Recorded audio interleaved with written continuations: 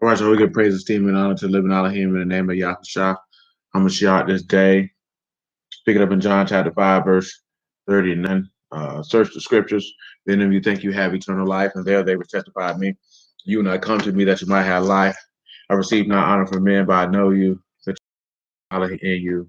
I come in my Abba's name, you receive me not. But another shall come in his own name, him you will receive.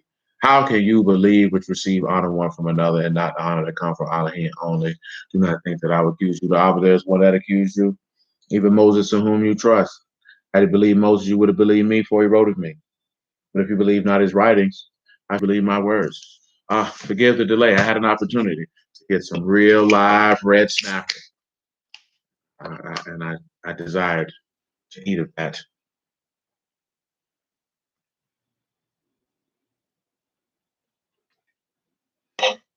Shalom, my G.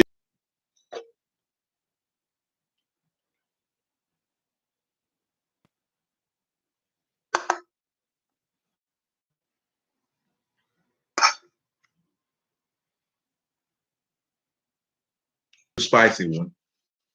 I wouldn't have set well with my body chemistry. Songs of Solomon chapter. What's going on, Brother Francis? Songs of Solomon chapter 8. Vince. Baal Hamon for those who don't remember.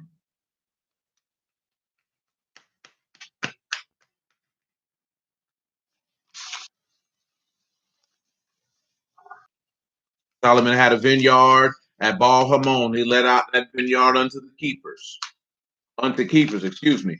Everyone for the fruit thereof was to bring 1,000 pieces of silver. My vineyard, which is mine, is before me. You, O Solomon, must have 1,000, and those that keep the fruit thereof 200. You that dwell in the gardens, the companions hearken to your voice. Cause me to the garden, so why not? Genesis chapter 2.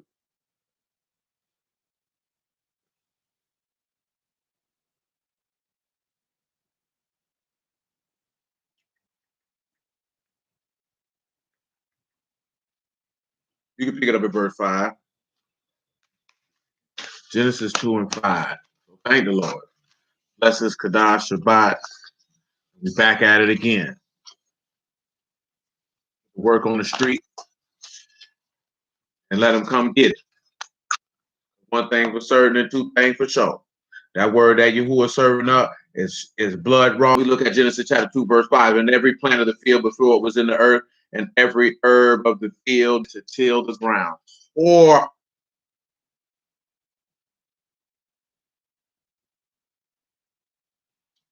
let me read that again because I seen that it paused. So every plant of the field before it was in the earth, every plant of the field before it was in the earth, every herb of the field before it grew, for Yahuwah Elohim had not caused it to rain upon the earth, and there was not a man to till the ground. Of course, you know, till is a vod. There was no one to serve, no one to labor, no one to labor in the Adamah, no one to do it. There went up a mist from the earth and water.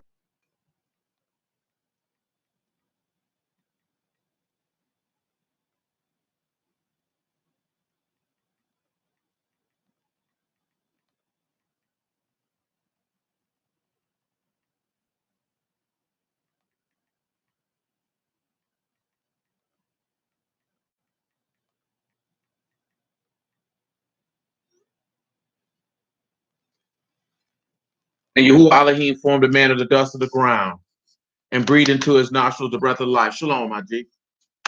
And man became a living soul. Yahuwah Elohim planted a garden eastward in Eden, and there he put the man whom he formed. Of course, y'all know garden is gone.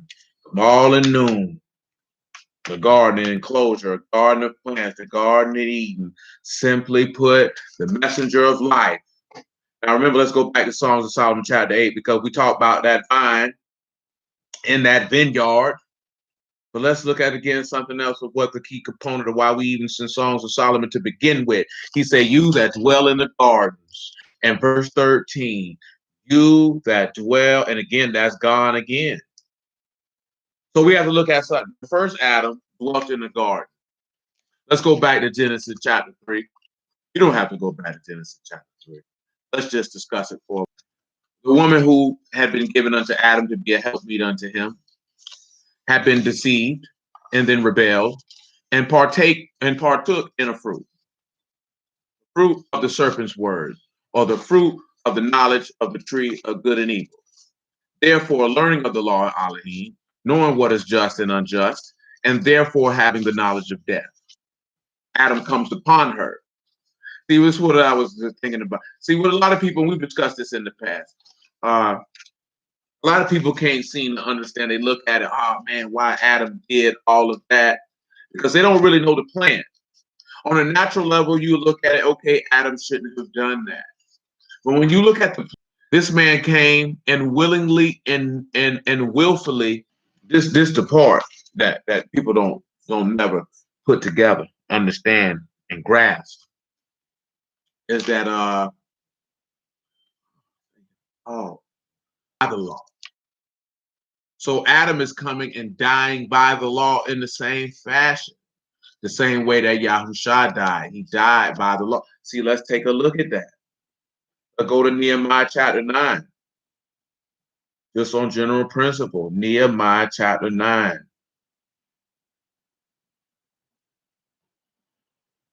And when we look at Nehemiah chapter 9,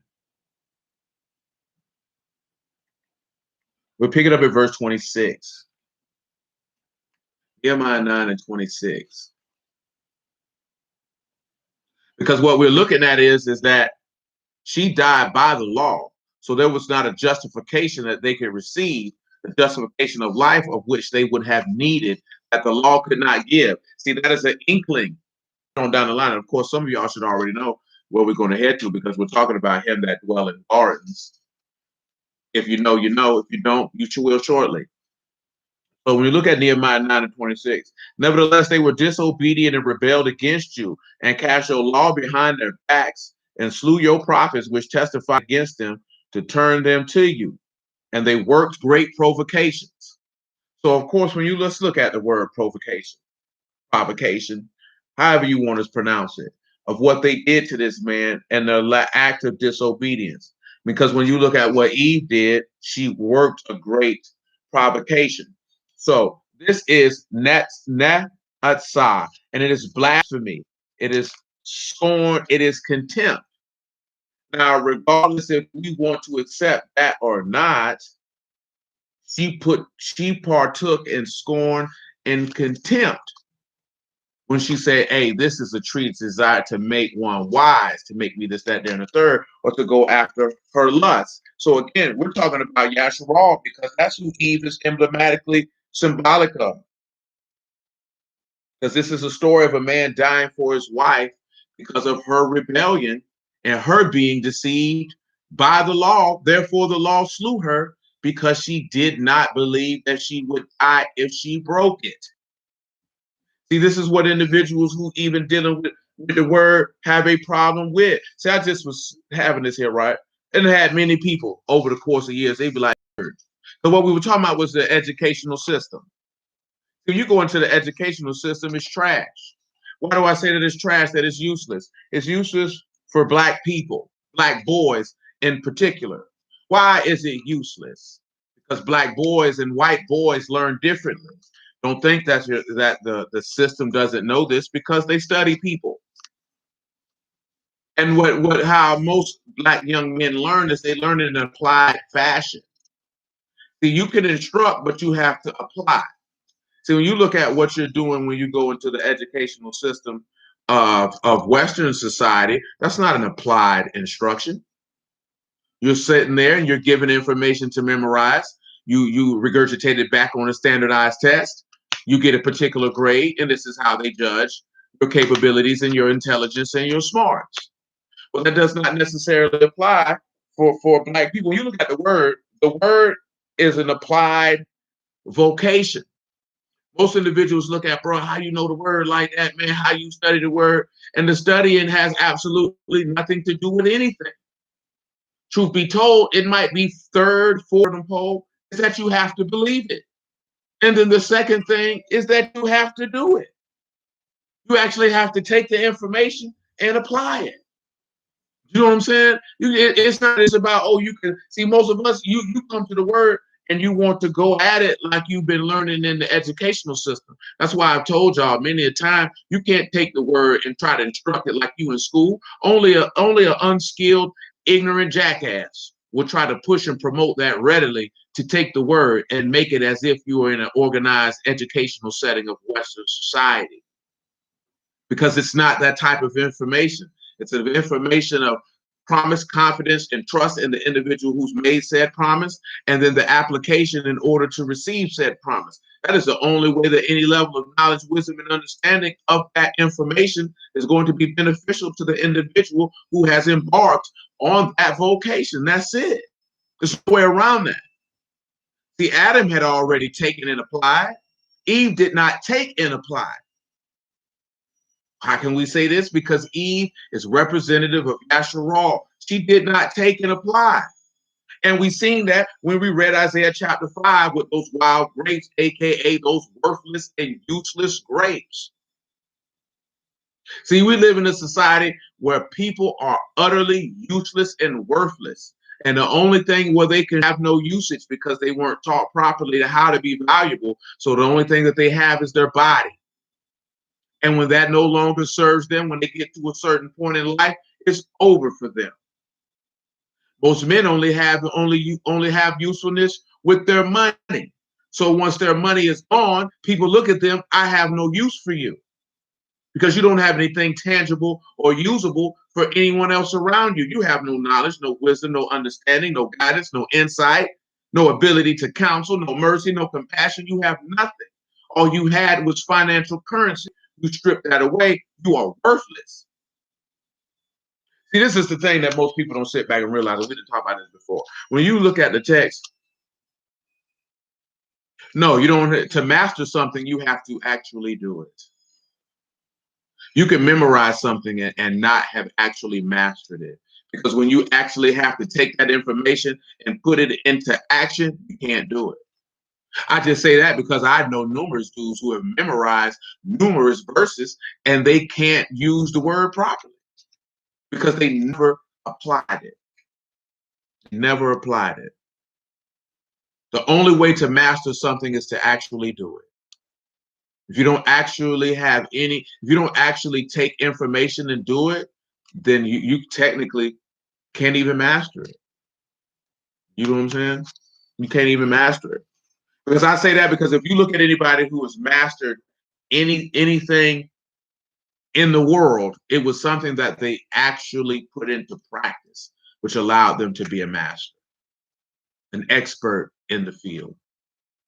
Unless it's just pontification, aka philosophy, which you can't master because that's just somebody talking, just for the sake of talking and shooting out random thoughts that other people think are just so poignant because the person sounds smart when really they're probably stupid.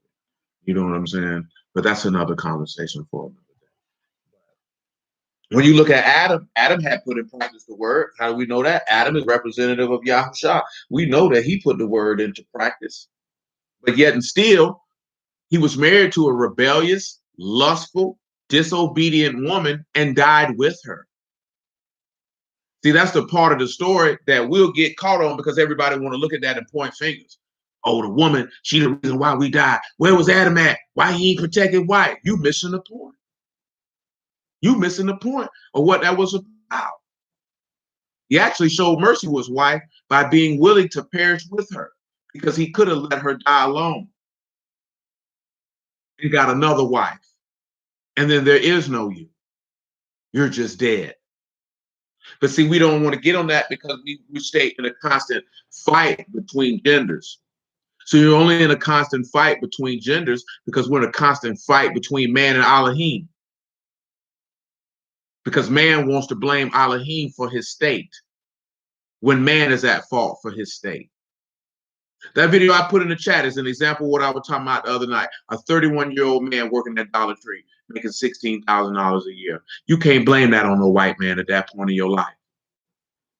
See, when we don't get to where we want to be at, or we don't have what we feel like we should have, you want to blame the white man for your lack of productivity, for your lack of ability to produce and to actually progress and push yourself further in life.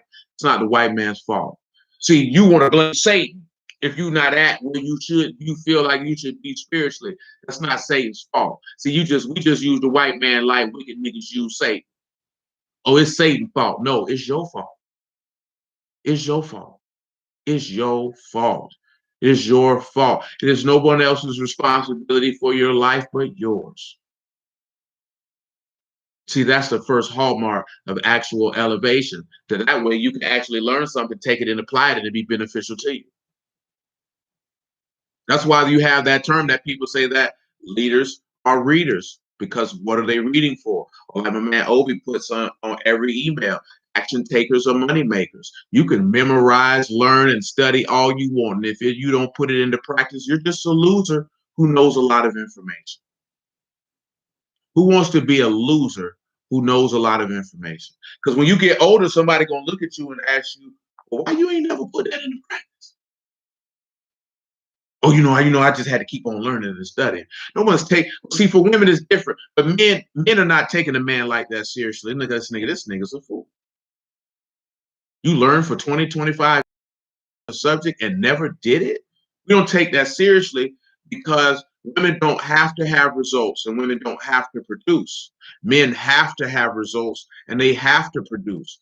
They're not going to be acknowledged. They're not going to be taken seriously. And you're not going to get you a good quality woman to be with. You're going to get low-hanging fruit. Shalom, man. You're going to get low-hanging fruit. I don't know if you want low-hanging fruit, because it usually ain't no good.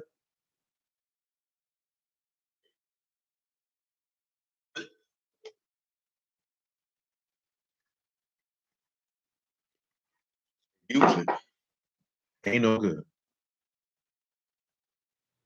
Where was I at? But I want you to see that, right?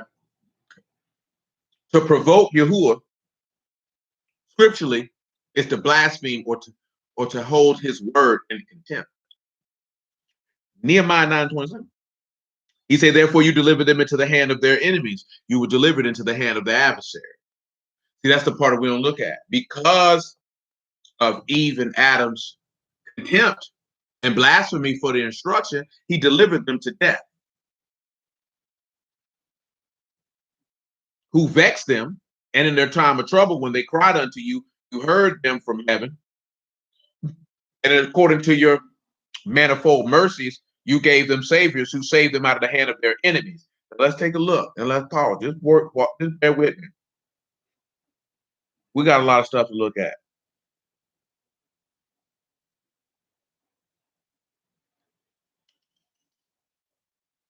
I don't want to look at that word. First thing I want to look at is vexed.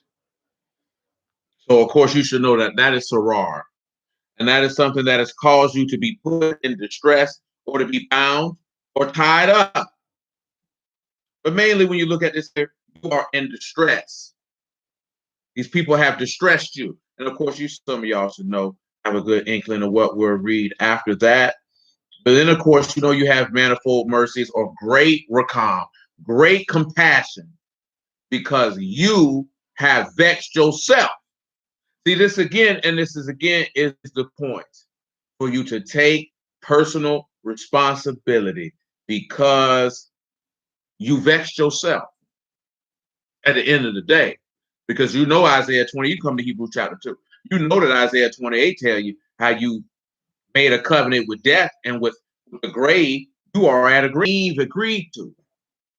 And Adam agreed to it with her, the same way that Yahusha agreed with her, because we're talking about him that dwelt in the gardens. So we need to talk about the man who dwelt in the garden first, before we talk about the other man who dwelt in the garden last, so that he could come through and do the very thing that the first man did in a different fashion, to reverse what the first man did, so that you could actually hear his voice, because Adam didn't hear his voice because he did not listen.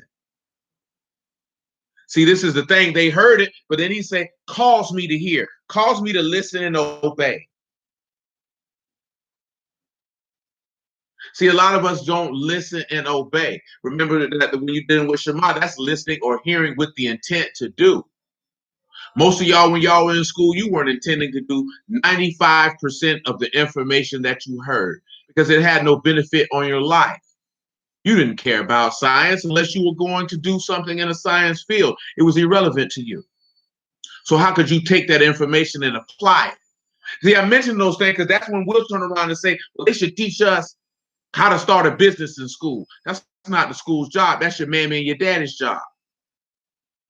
Why would the public school system teach people to be entrepreneurs? Why would they do that? What benefit does that have to them? See, when you say that, you're saying that from the position of someone who does not think like a ruler, because you're saying that as if the ruler cares about the people. See, this is the part of the oxymoronic conundrum that our people find themselves on a regular basis. They spend a whole summer protesting and rioting, talking about the government is this and the government is that.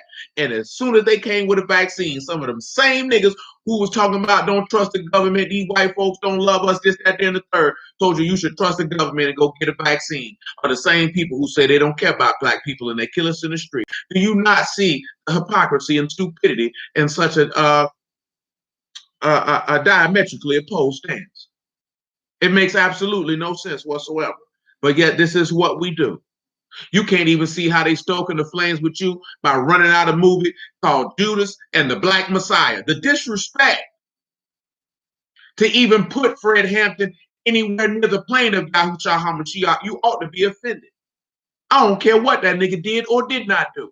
The fact that you would even put him next to knowing that Mashiach, the anointed one of Elohim, a savior whom Elohim has sent, and comparing him to Yahushua himself. Absolutely not.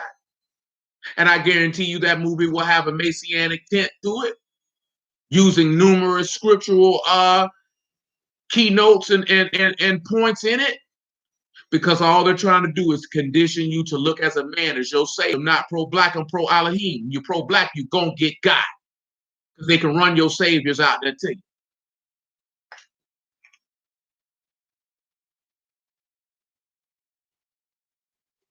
See, we don't pay attention to how they play on your psyche. They know you're looking for a savior. They know you want one. You don't find it a coincidence in a short period of time they gave you that, what's that nigga name? What's that nigga movie? What was that trash can behind movie that we watched with a nigga who made the Nat Turner movie? Dang, that nigga name escaping my brain right now. And the name of that movie. But that movie was trash. And then right after that, right at the same time they dropped that trash can movie right there, they gave you One Night in Miami. No, not Black Panther. This movie just came out. We were just talking about it. Dang, the nigga who made the Nat Turner movie made the movie with the nigga who wanted it.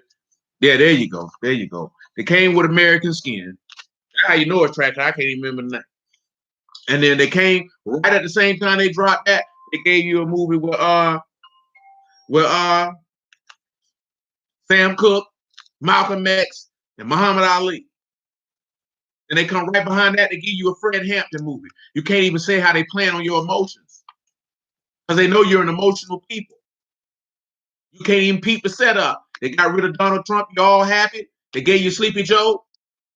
Gave you a fake black woman to rally behind. You getting died, because you ain't got your eyes and your mind on your Elohim, who sit at the right hand of the Father in Shamahim. You're gonna get God. You're gonna get God because you trusted in man. Can't even see it. That's ugly. This junk might. And the reason why I say that these movies be trash can on an entertainment level, they have their.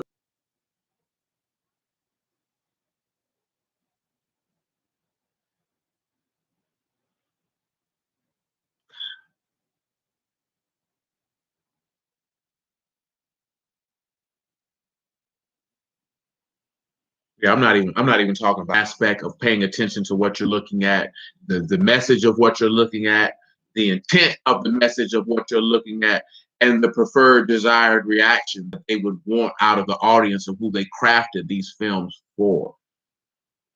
You know what I'm saying? You have to pay attention to all that. You just can't get caught up in the police be killing us and we need to get vengeance too. Because it's all witchcraft. It's mind manipulation. It's for a purpose. It is to engender a particular because we're not told that or taught that men do things for outcome and results for a purpose, not just to do it. When you're dealing with a man who has no rhyme or reason for what he does, you're dealing with a male, a female masquerading in a man's body. Because men do things for no rhyme or reason. Men plot things out and plan them out for a specific get from it. If you don't have a reason why you're seeking to do something, then you would need to adjust what you're doing. If you don't have a reason why you're doing something, you need to adjust the way that you think. Because that means you're moving aimlessly.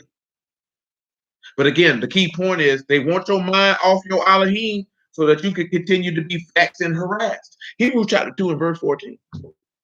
Are partakers of flesh and blood. He also himself likewise took part of the same, that through death he might destroy him that had power of death, that is the devil, and deliver them who through fear of death were all their lifetime subject to bondage. So that's the point of what we're looking at. Because of his great compassion, he sent you a savior who delivered you from your enemy. 1 Corinthians 15, just for those who may not be aware contextually who the enemy is. In this aspect, enemy here, they're talking about the nations, but we're not worrying about flesh and blood.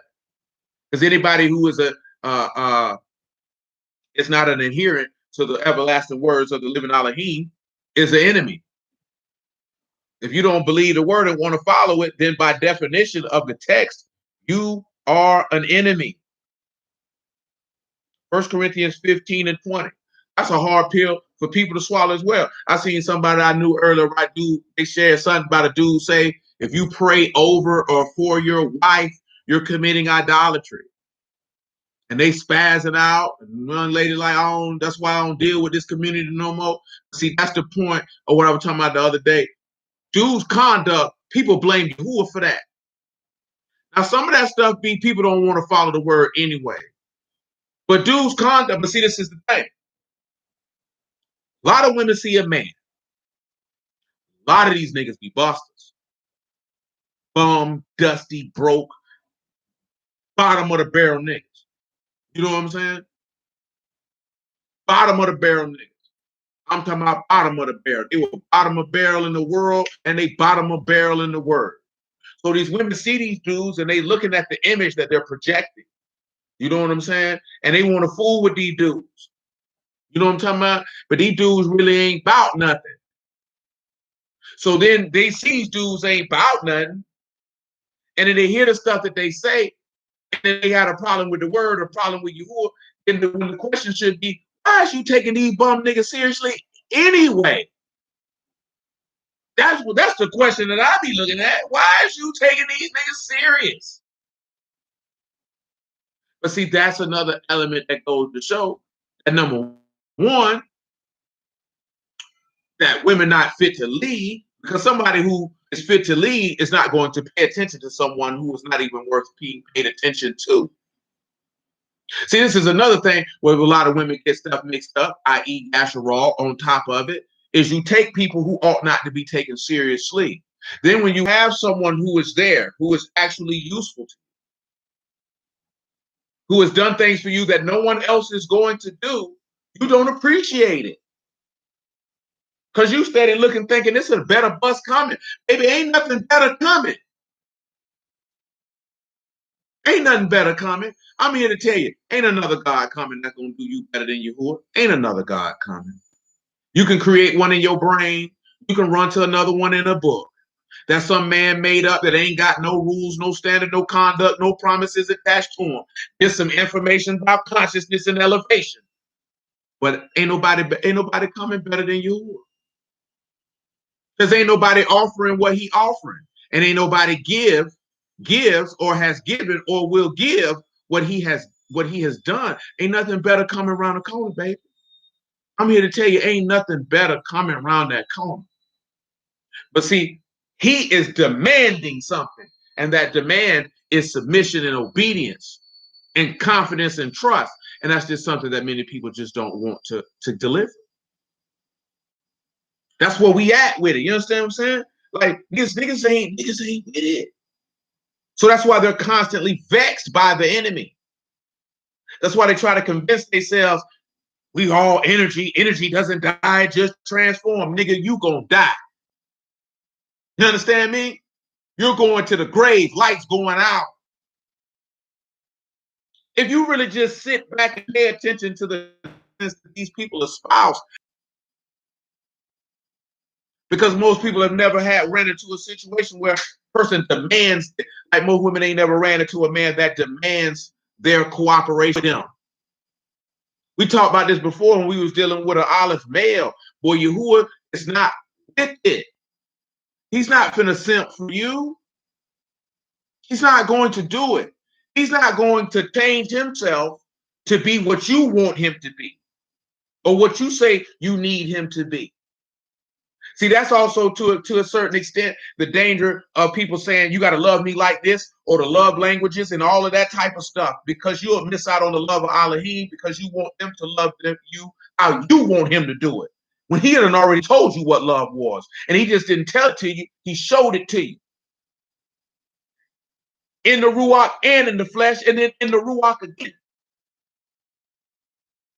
See, the only reason why I mentioned this stuff they say in the natural, it's the same thing when people were talking about, all this self-love and my truth is to get you to go against Yahuwah and to continually blaspheme and find him contemptible.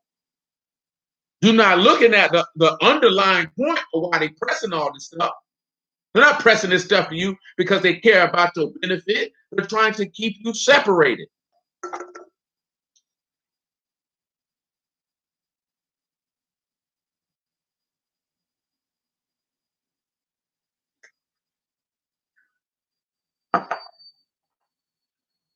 They're trying to keep you separated because they know the average person does not have the mental, emotional, and spiritual wherewithal to hold the proper perspectives that they can do those things and hold fast to Elohim without finding him contemptible.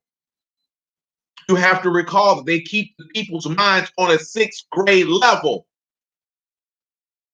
They keep you with the mind of a prepubescent adolescent child. That's where they want you at. That's why you see so many people cannot hold intelligent conversations for an extended duration of time. That's why you see so many have short attention spans, because they have trained you to think like a child.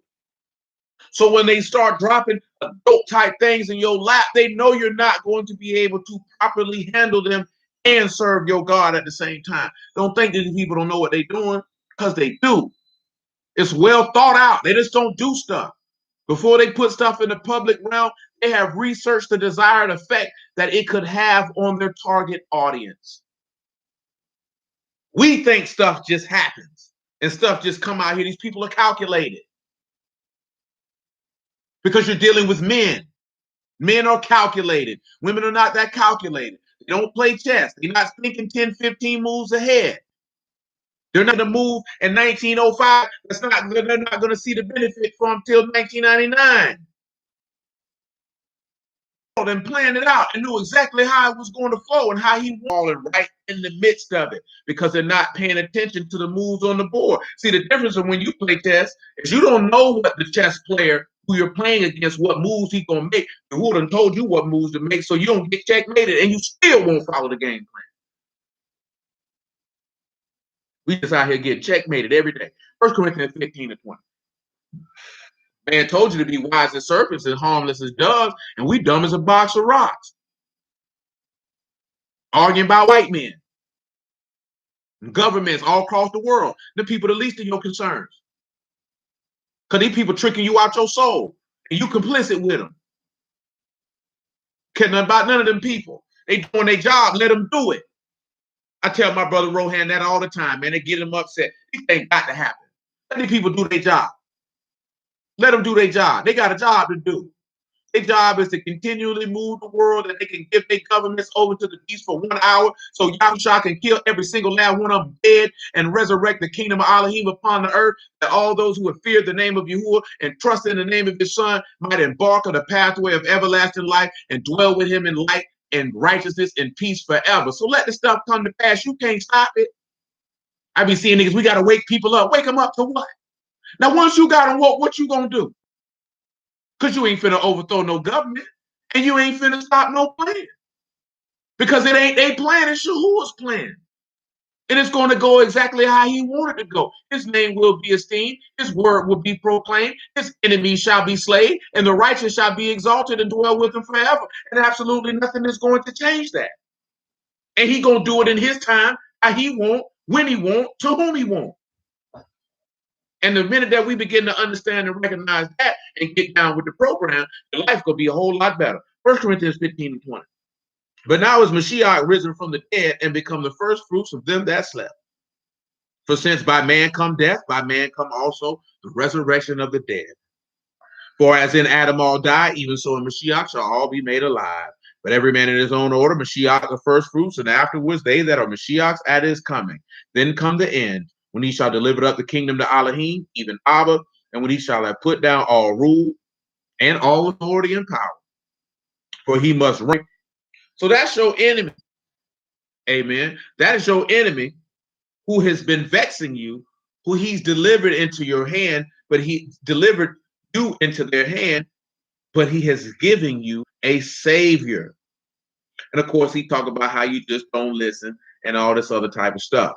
So we don't want to go through all that. We just want to pause with that point. But let's come back over here to John chapter 19. We're talking about him that dwell in the garden. And how we want to be caused to hear his voice. He said, the companions hearken to your voice. Those who fellowship hearken. He said, please cause me to hear it. See, we don't hear. John chapter 19, you can pick it up at verse 38. You know what? I'm feeling okay. You can pick it up at verse 30. See, we don't hear. See, we don't believe the word. And that's why we don't get no profit from it. We don't believe it. You think it's just words on the page. You think it's like this here, right? I told y'all this the other day, right? You can hear a woman. She'll go to talking about she got to let a man lead.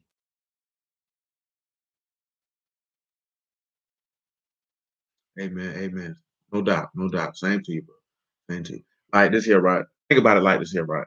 I told you this before. You hear a woman say, I'll let a man lead. I told you this before. That's really you really saying, I don't have confidence and trust in this person. For whatever reason, that's what you're saying.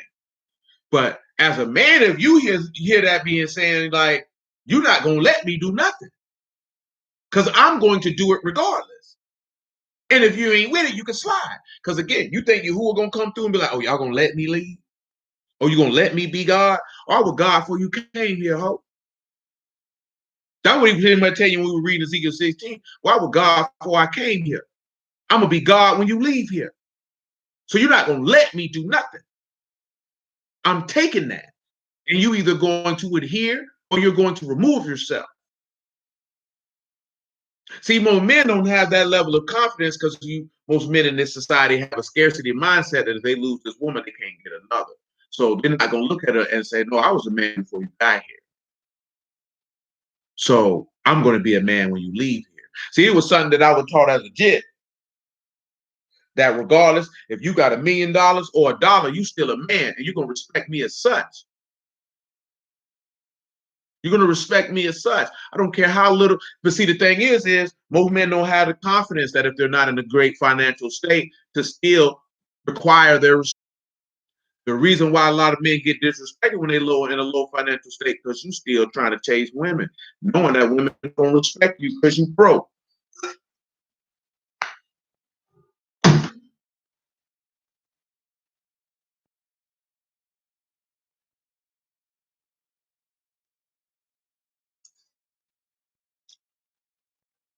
Knowing that a lot of dudes be broke and they still be trying to chase women, knowing that that woman is not going to respect you and you broke. You know what I'm saying? You know that she's not. then you get upset because, see, this is what I was talking about before about these women who listen to these dudes when the word, these niggas broke. So they come across the word and they feel like, okay, you're supposed to bow down, obey me, and listen to me, but I'm trash. And then they shocked because they don't really know the nature of a woman. She's not vibing with that. She'll vibe with it for a little while. She finds you attractive. But after a while, oh no, I'm not listening to you. Nigga, who is you? Nigga, you for. She's not respecting that. You know what I'm saying? You ain't taking the time to develop yourself. See, it's different if she disrespect you and you broke and you wasn't trying to get with her. You would, oh no, you're going to respect me. That's what you're going to do. Or you can get from out of my presence because I will not allow it. See, this is the mindset that Yahuwah has. That if you will not respect and honor me, I will remove you from my presence. See, we hear the word, but we're not applying it. So we're telling him, I don't respect nor honor you. So that he removes you from his presence. Matter of fact, I can't even say he removes you from his presence. He doesn't give you access to his presence, which is his Ruach HaKadosh. He doesn't even give you access to his presence. See, we think we're in his presence just from the hearing of the word, and you're not technically in his presence. He's giving you an opportunity to be in his presence. But when you don't take what he's giving you and lay it up in your inward parts for the purpose of activation, you're never going to meet him. You'll just be a person who has heard of him, but you will never have met him. And that is a sad state of affairs, that you don't have to end up in that state because all you have to do is apply the information. I'm telling you, you can study these scriptures till your eyes get swollen and still know nothing. And still know absolutely nothing. As I told a young man the other day, and I've been telling y'all for years and weeks, the aspect of having mercy and compassion, understanding and self-control and faith is the hallmark of what the word is about. Along with having proper judgment. That's what the word is about. Most people don't have it because they don't do it. Remember, he said, can determine between good and evil. See, you can't even determine between good and evil if you're not using it. See, because Eve didn't use the word, she couldn't determine between good and evil. Adam knew good and evil. He decided to try to hide his iniquity in his bosom, as Job stated. Which is what Yahusha did for us. He hid your iniquity in his bosom. He tucked that off for you. You know what I'm saying? So if you know that somebody came through and did that, again, that's the manifold mercies that you see in Nehemiah chapter 9. Where is the obedience and the respect that? John chapter 19. When Yahusha therefore had received the vinegar, he said, it is finished, and he bowed his head and gave up the Ruach. The Yahudim, therefore, because it was a preparation that the body should not remain upon the stake on the Shabbat, for that Shabbat was a high day, besought Pilate that their legs might be broken and that they might be taken away. Let's come over here to Ezekiel 32, because if I'm going to do Ezekiel 32, this would be the time to do it. Ezekiel 32 and 1. I'm going to do Ezekiel 32. This is going to be the time to do it.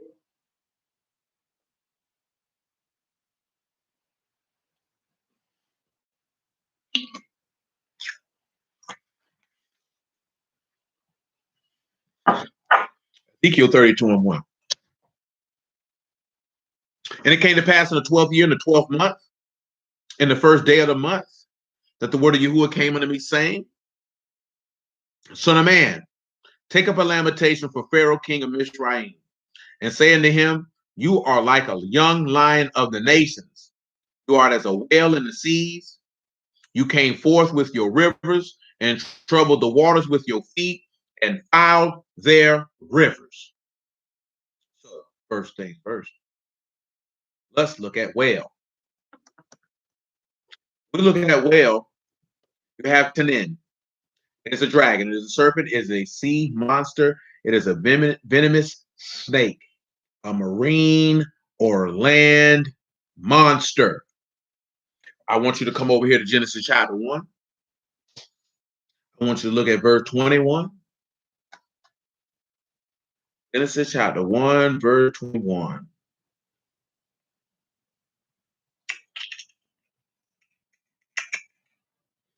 Lamentation chapter 4 and verse 1. Let's do it like that.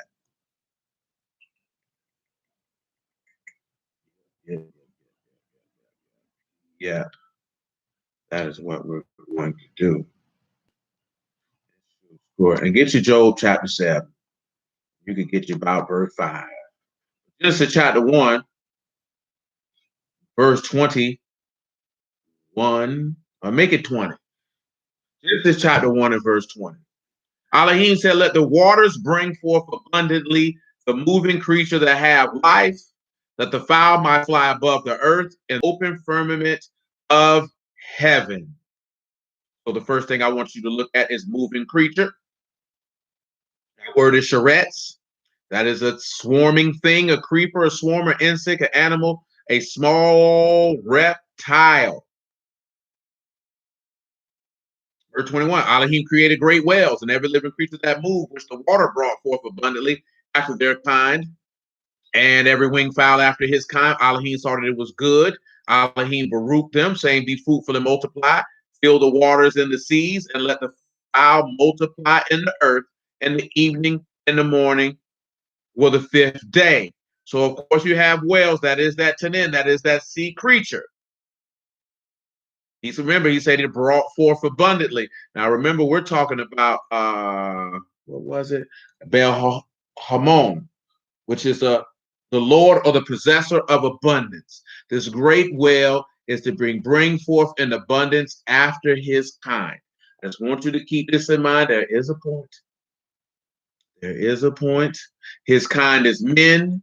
That is after a particular species. Of all the sea creatures, he mentions a great whale, which is just a great, great creature.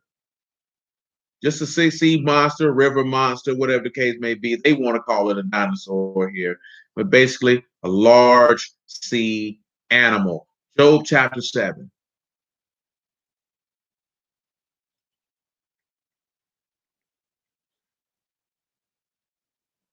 You can pick it up at verse 1. Job chapter 7, verse 1.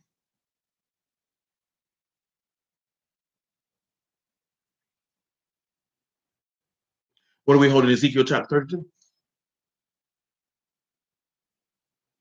Is there not an appointed time to man upon the earth?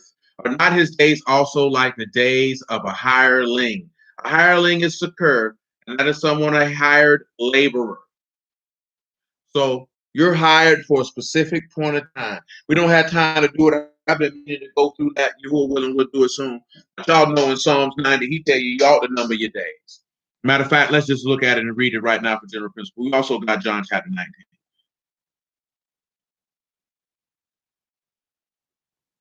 So you come over here, Psalms chapter 90.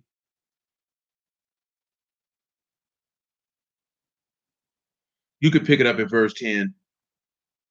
Let's say the days of our year, and if by reason of strength they be 80 years. Yet is their strength, labor, sorrow, for it's soon cut off, and we fly away. Who know the power of your anger, even according to your fear, so is your wrath. So teach us to number our days, that we may apply our hearts to wisdom. See, that is something that we do not do. We do not number our days to apply our hearts to wisdom. That's why we do not have the skill to get ourselves out of the situations and circumstances that we can find ourselves in. Let's return back to Job chapter 7, which is an appointed time or of a whole creation or army or a host or a service more specifically. There's a service to man, a service to man upon the earth. You have a job to do. Regardless if you want it or not, you have a job to do. Verse 2, a servant earnestly desires the shadow, and as a hireling look for the reward of his work. Now, for the reward is not there. You just have all. So it is an acquisition of treasure or wages of work. So a hireling is looking for his pay. He say a servant earnestly desires the shadow. So you have sha'af, which is the long for. And then, of course, we talked about shadow when we were reading Ezekiel 31, which is the shadow. Do you long to be covered by the shadow of that great tree in Ezekiel 31? And are you looking for your wages? Because we know the wages of sin is death, but the gift of life is life through Yahushua HaMashiach.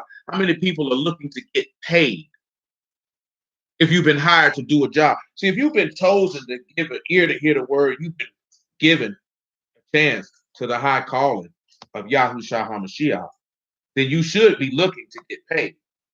But most of us are looking to get paid without working. See, that's what a lot of people's problem is. You want the rewards for work you have not done. It don't work like that, baby. Verse 3, so I made to possess months of vanity, and wearisome nights are appointed to me. Wearisome is them all. And that is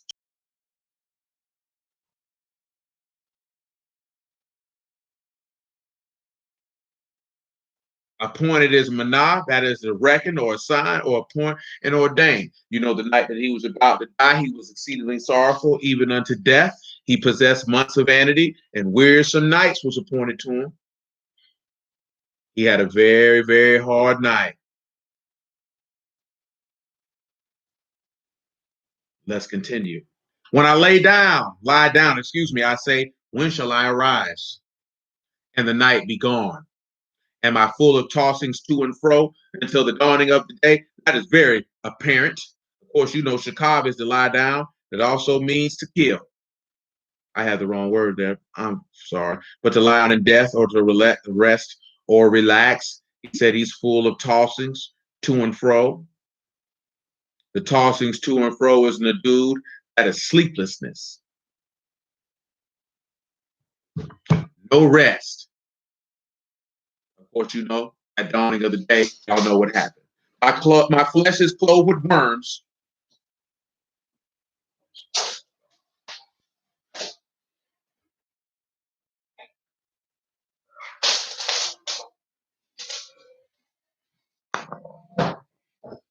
And clouds of dust. My skin is broken and become loathsome.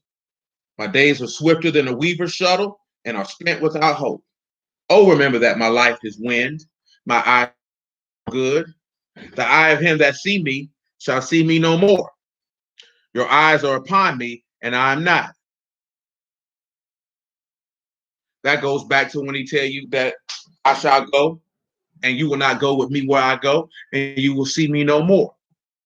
As a cloud is consumed and vanish away, so he that go down to the grave, thou shalt come up no more. See, we already did that a little earlier. You looking at what happened in that garden of him who dwelt in that first garden. He's the reason why you go to the grave and don't come out. Something had to happen. He shall return no more to his house, neither shall his place know him anymore. Therefore, I will not refrain my mouth. I will speak in anguish of ruach. I will complain in the bitterness of my soul, which is when you see Yahushua praying and whatnot. Am I a sea or a whale that you set watch over me? Now, this is what we came here for, because Job just said, is he a sea or the sea monster? Watch here is Mishmar. What do you have here for Mishmar? It is Meme, Shan, Meme, and Rosh. This is a place of confinement, a prison, a guard, a jail, a guardhouse, a prison. So what it tells you, am I a sea? Am I the sea? Am I a sea monster that you set me in the prison house? One of the first things you should think of is the book of Jonah, how that whale was described as a prison house. That's why we even went to look at Genesis with a great whale and all of those things. And since we referenced it, we might as well go to the book of Jonah, where it goes to going to discuss how that whale's belly is like the jailhouse. Come on over here to Jonah. We could pick it up at the chapter 1, verse 17.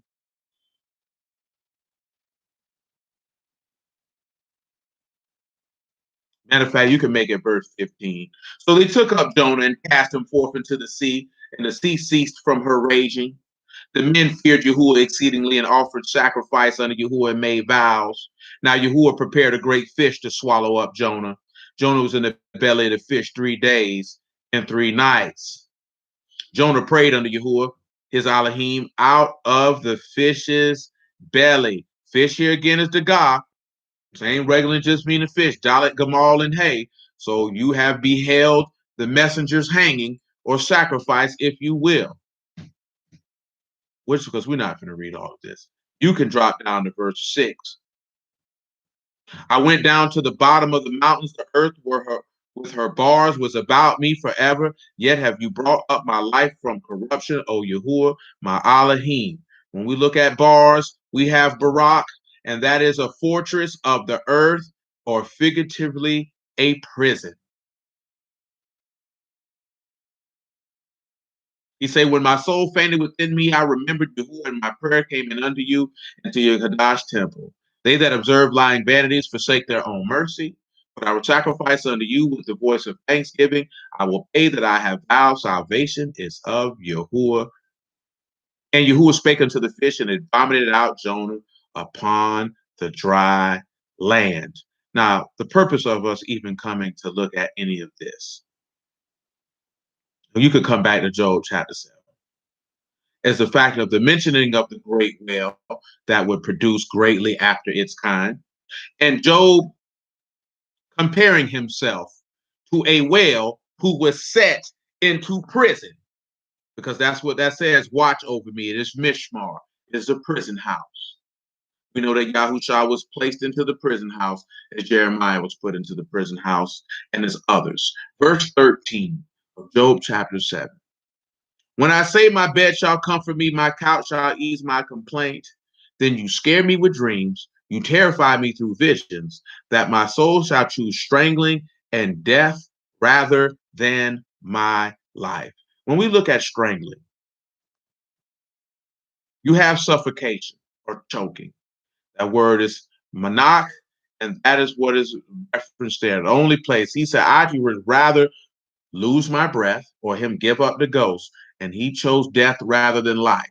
Now, I want you to look at that, because in this instance, of course, you know, the text tells us what? That you ought to choose life and not death.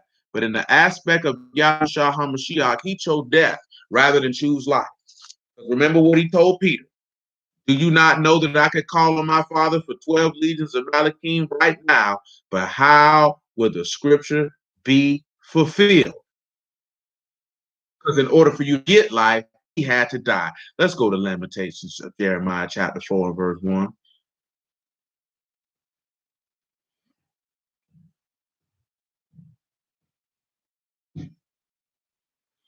And then we'll go back to Ezekiel chapter 32. It said, how is the gold become dim? How is the most fine gold changed? The stones of the sanctuary poured out into the top of every street. When we look at dim, it is a mom. You have been made dark, grow dark, or to darken, or they have put out the light of Yasharal, as it says in one place. Fine gold has changed, and the stones of the sanctuary are poured out in the top of the street. And listen what it says. The precious sons of Zion are comparable to fine gold, how they are esteemed as earthen pitchers, the work of the hands of the potter. Now let's just pause and think. When we look at comparable, this is Selah, a Salah. This is to be weighed in a balance. You can compare it.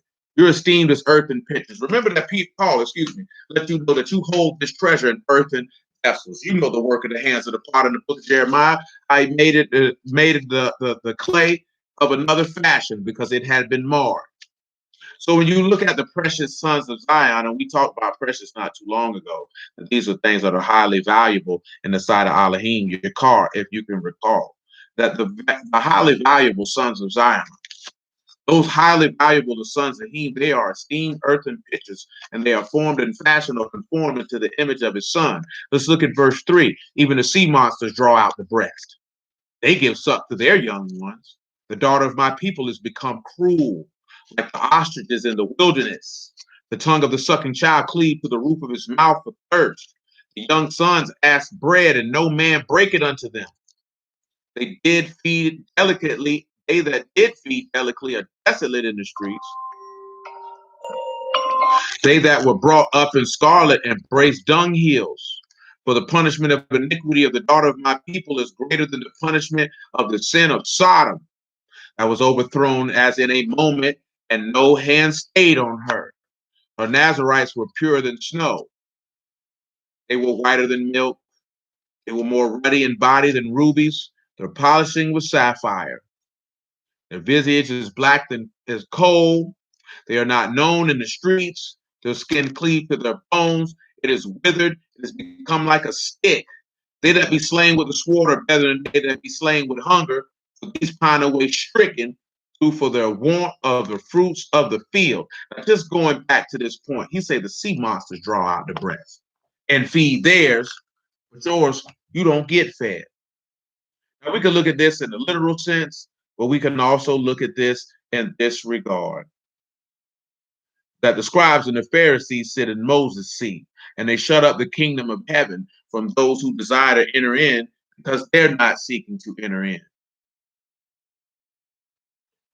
Not in that instance. This is just him being locked up or him being eventually to that end, but not in the end of what Job talking about.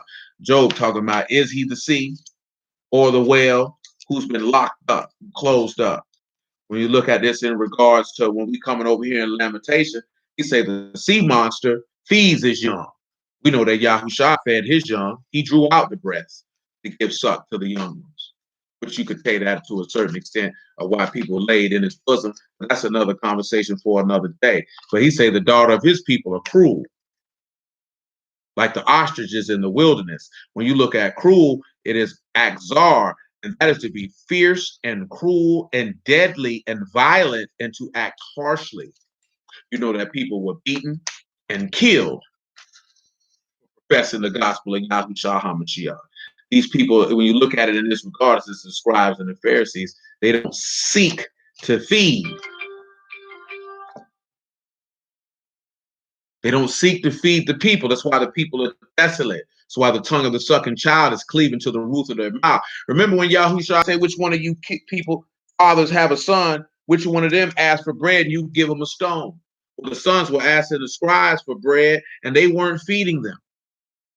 See, that goes back to what you're seeing right now. Niggas is not feeding people, the little children, they can't eat their bread because ain't nobody giving them no bread. Ain't nobody giving them no bread because nobody gives a damn about them.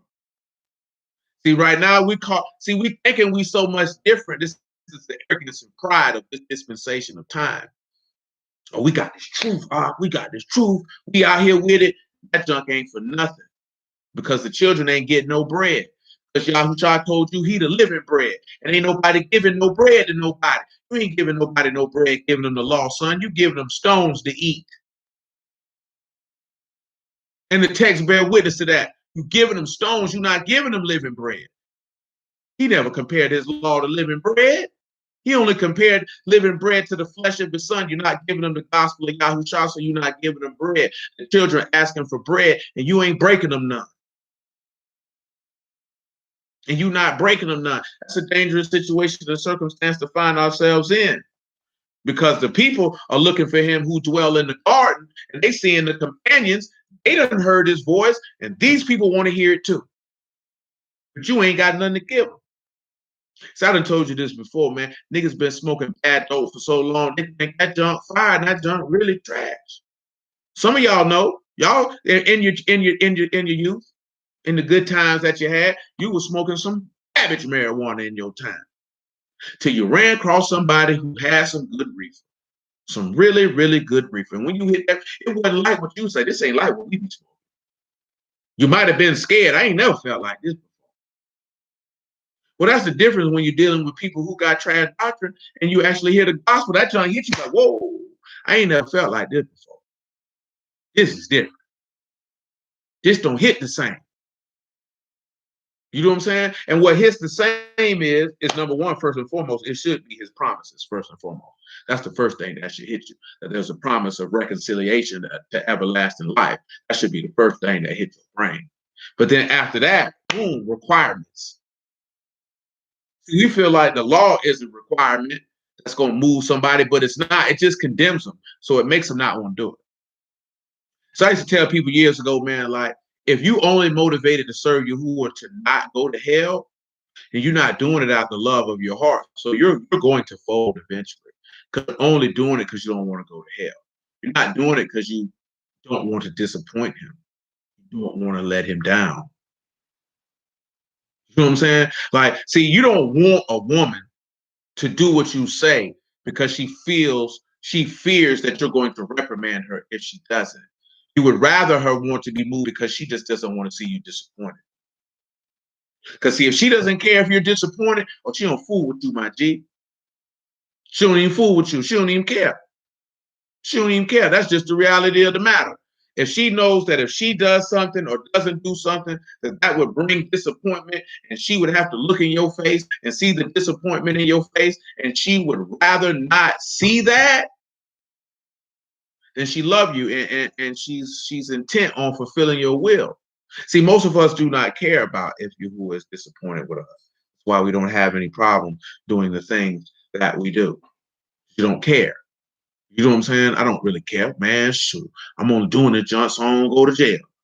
But I promise you, you'll go to hell. You'll go to hell not because for any other reason. You're just going to get tired of doing it because you're not doing it from a place of pureness of the heart. So eventually you'll just stop because you'll get more lackadaisical, more lazy, selfish, because it's not what you want to do. It's not what you want to do. Remember, serving with a willing heart and a ready mind, you have to delight in it. If it doesn't bring you delight, you don't want to do it. And if you don't want to do it, why waste your time? I told you this in the past. If you're going to go to hell, you might as well go to hell doing what you like. Don't halfway go. Go all the way out with it. You know what I'm saying? Do what you like. Because if you're going to be in, you got to be all in. And that's the problem, is a lot of us don't delight. That's why we can't hearken. That's why when you see the companions and you wonder, man, what is they doing? Why is it? Because they delight in it. See, we done made the word a social club, just like you pick at them Christian people for doing. You've done the same thing. You're the very, see, let me tell you something, man. The more you focus on what somebody is or isn't doing and comparative to what you're doing, the more that you'll probably behave just like them. See, the more we talk about what the white man do, the white man is this and the white man is that. And if you really examine closely, most black people act like white people or want to be in their position. That's why they're so fixated upon them and what they're doing or what they're not doing. When you see people, they all want to talk about the Christian church this, the Christian church that. 9 times out of 10, they behave just like the people who they're fixated on. But if you find you someone who's fixated on Yahushua, therefore fixated on the Father, then 99.9% of the time, their behavior is going to be congruent with his, because that's who they're fixated on. Whatever you focus on, that's what you're going to behave like. If you of Yahuwah, what you worry about the Christian church for? If he ain't sent you to go rebuke them people, what you worried about him for? If you're not finna go rebuke white supremacy to his face, if you're not finna go to do, if who ain't sent you to testify and bear no prophecy against them people, what you thinking about it for? Why are you expending so much energy on someone who is inconsequential to your mission? Your mission is to meet your Elohim. Not worry about what them white folks doing. If you preach the word and live the word, that's condemnation against them off top. But we don't see it that way. Because again, I've said it again, said it before, I say it again, this is not a black power movement. The word was not created to be a revolutionary movement. It was created to bring esteem to Elohim, that the manifestation of his salvation might be known unto men. that they might grab hold to it and know that he's a compassionate, merciful, gracious, forgiving, and loving Elohim, that you might trust and honor him all the days of your life. You want to do something revolutionary, stop sinning.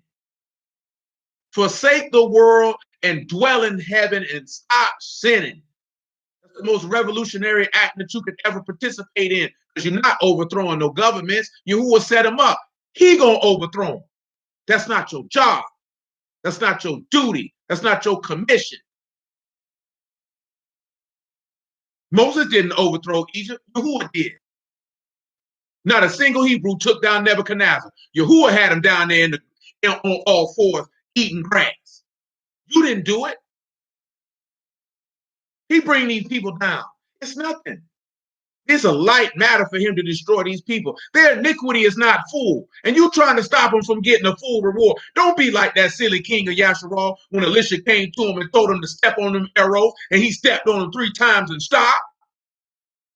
Step back and let that junk be done, man. Yahushua gonna step on them arrows an infinite amount of time, because he will consume these people to nothing. So let it come to pass and serve your God in peace, righteousness, and joy, and live a quiet life.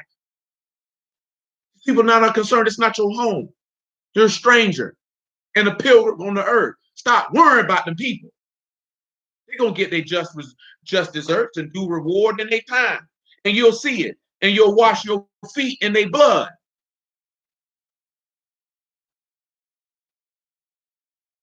I'm good in Lamentations. Back to Ezekiel. I just came over there because he's mentioned that he was as a whale in the sea. Troubled waters. This is verse 2. Fouled your rivers. Foul, I believe, is rafats. That's to be treaded, or to be fouled. Feet, or toil, or trouble. But Ezekiel 32:3. Thus saith Yahuwah Elohim, I will therefore spread out my net over you with the company of many people, and they shall bring you up in my net. Company is an assembly or a congregation or organized body of people, or evil counsel, war, or invasion of religious purposes.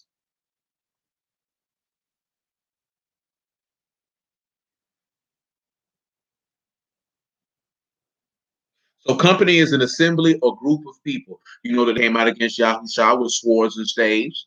They were that company. Let's return to John chapter 19. Do I want to return that? I do not. Let's continue. Ezekiel 32:4.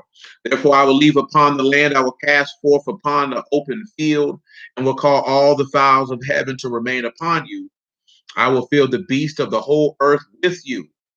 I will lay your flesh upon the mountains, and I will fill the valleys with your height. So you know what that is? That is his crucifixion. When you look at the height that is removed, that is literally a heap or remains of dead bodies. Now I'm going to test, see what comes to mind for you. What scripture, Old Testament only, because that's the only place you're going to find what I'm finna mention. I lost my verse. I'm sorry, y'all. Okay, that's verse 5. The valleys with your height, which is removed, which refers to a heap of dead bodies. Where, from Genesis to Malachi, can you see an example of a heap of dead bodies? Yeah, actually, you got to. But it's one in specifically that is the most apropos. But you got 2 examples. Let me see what y'all can come up with.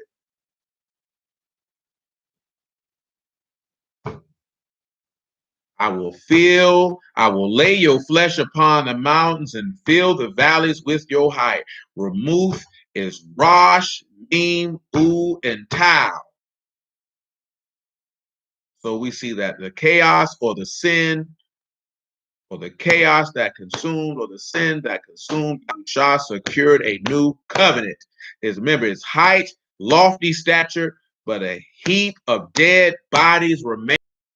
What you got 2 examples that you can derive from an example for remuth. what do you got for me? Does anybody want to take a spin at the wheel? Don't be shy now. You ain't got to be shy.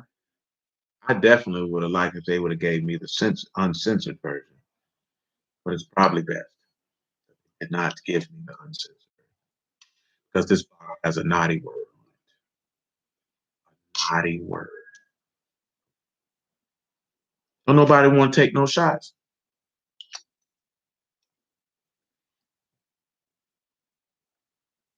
Lavender.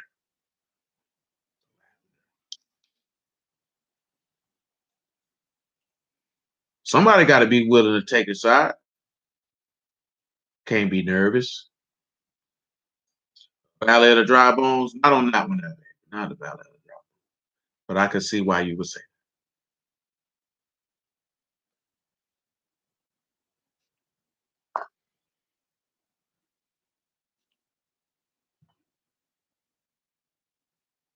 that. Yeah. Hold on.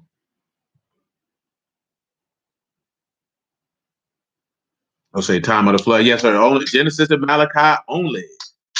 Genesis and Malachi only. Not on that one, that's then. But I could see why you would say that. We got the whole entirety of it. I will lay your flesh upon the mountains and fill the valleys with your corpses.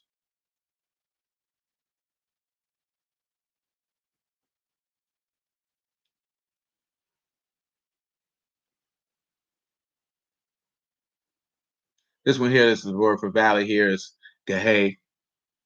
Valley, steep valley, narrow gorge. More specifically, this is dealing with a narrow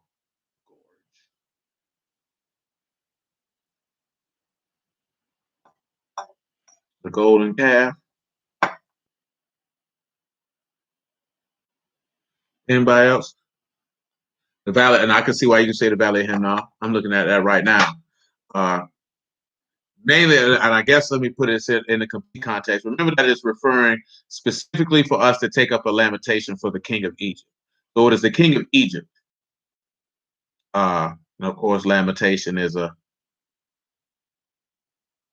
crying with the beating on of the breasts. That he is going to take him. He's going to spread out a net over him with the company of many people. He's going to cast him forth and then lay his flesh upon the mountains and then fill the valleys with dead corpse. Let's take a look. Yahushua, son of Nun. And let's look at chapter 10. Let's deal with that first.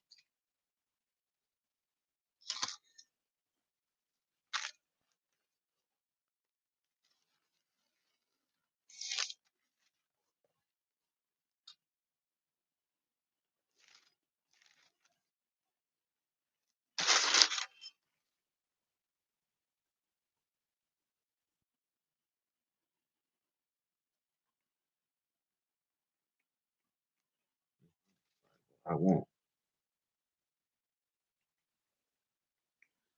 Yahushua chapter, son of Nun, chapter 10, verse 23. And they did so and brought forth those 5 kings unto him out of the cave. The king of Jerusalem, the king of Hebron, the king of Jarmuth, the king of Lachish, the king of Eglon. Came to pass when they brought those kings unto Yahushua, that Yahushua called for all the men of Yasharal and said unto the captains and the men of war which went with them, come near, put your feet upon the necks of these kings. They came near and put their feet upon the necks of them.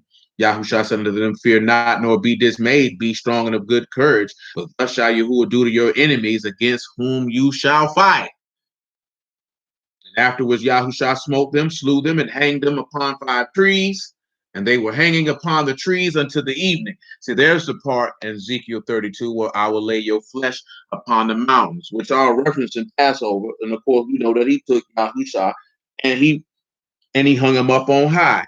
Came to pass at the time of the going down of the sun that Yahushua commanded and took them down off the trees and cast them into the cave where they had been hid and laid great stones in the cave's mouth, which remain unto this very day. And that's where you see it taking the valleys and putting it in the dead corpses or in that grave that we're eventually going to get to in John chapter 19. That's what came to mind when we're looking at lay the flesh upon the mountains, fill the valleys with dead corpses. I could see why the valley of the dry bones, the flood, and the valley of Hinnom came to mind in your regard. But it's mainly remember that Ezekiel 32 and 31 is a lamentation or a prophecy against one specific king, and that is the king of Egypt. So you're looking at what he said he's going to do to one specific man, which is in parallel to what he did to his son. Let's go back to Ezekiel 32 and verse 6. I will also water with your blood the land where you swim, even to the mountains, and the river shall be full of you. Of course, let's go back to John 19 because we were already there. The word is safa, and that is an outflow, an overflow, or a discharge, an inundation as covering. So this is not literal swimming, but a discharge or a releasing of fluid, if you would. Let's go back over here. I think I stopped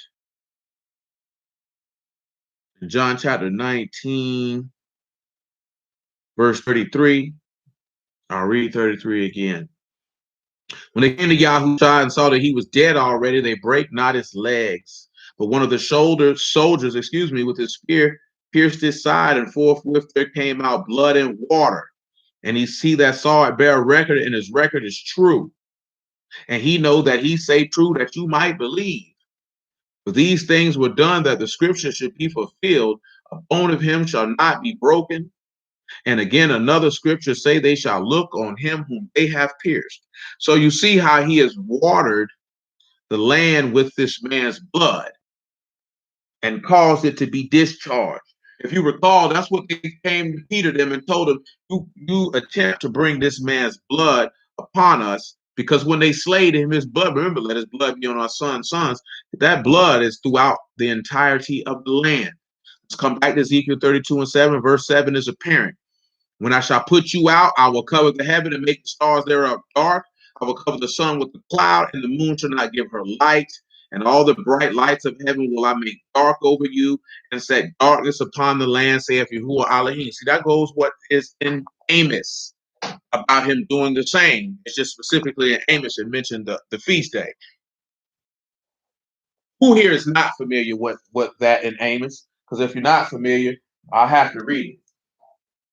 Who is not familiar with that which is in Amos? Let me know that now, because if you are, I will move on. And if you're not, then we'll have to go check that out. I'll give you a moment. I know it might be a little delay from what I say to what you hear. And we need 2 or 3 for us to go look at that. Your wife and you are what?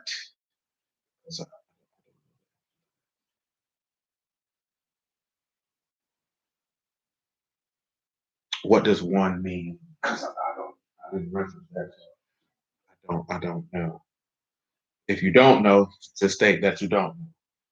That would be easier. Who doesn't know?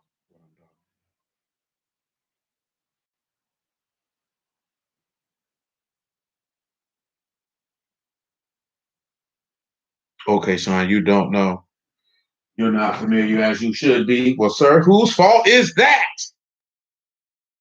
I'm just busting your balls, man. Just busting your balls. Amos chapter 9.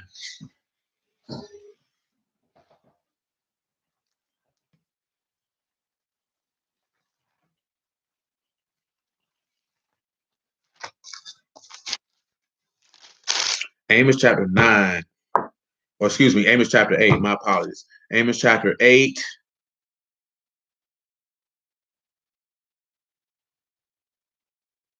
You can pick it up at verse 4. Amos chapter 8, verse 4. Amos chapter 8 and verse 4. Thank the Lord. Thank the Lord. And it says, hear this, O you that swallow up the needy, even to make the poor of the land to fail. Let's look at needy and poor. Let's look at needy and poor. You know, we still got to read Psalms 86. Lord. We backed up like we constipated. So, number one, you know that needy is Evion. That's somebody who needs deliverance. So you want to eat, you like to chew up on those or swallow up those that need to be saved. When we look at poor, you have a nay and a knob again. So you got the afflicted and the meek and the humble. See, that's the thing that we sit back and look at. We like to take those that are humble and fail as Shabbat, which is desist or desist. You want to make the humble stop and you want to swallow up those that need salvation. See, that's the thing with the wicked of this people. That's a conversation that we don't like to talk about. That word for swallow up is sha'af, and it literally means to thirst for blood. They said they like to thirst for blood. That's what they did with the Lord, didn't it? They thirst for his blood with their wicked self.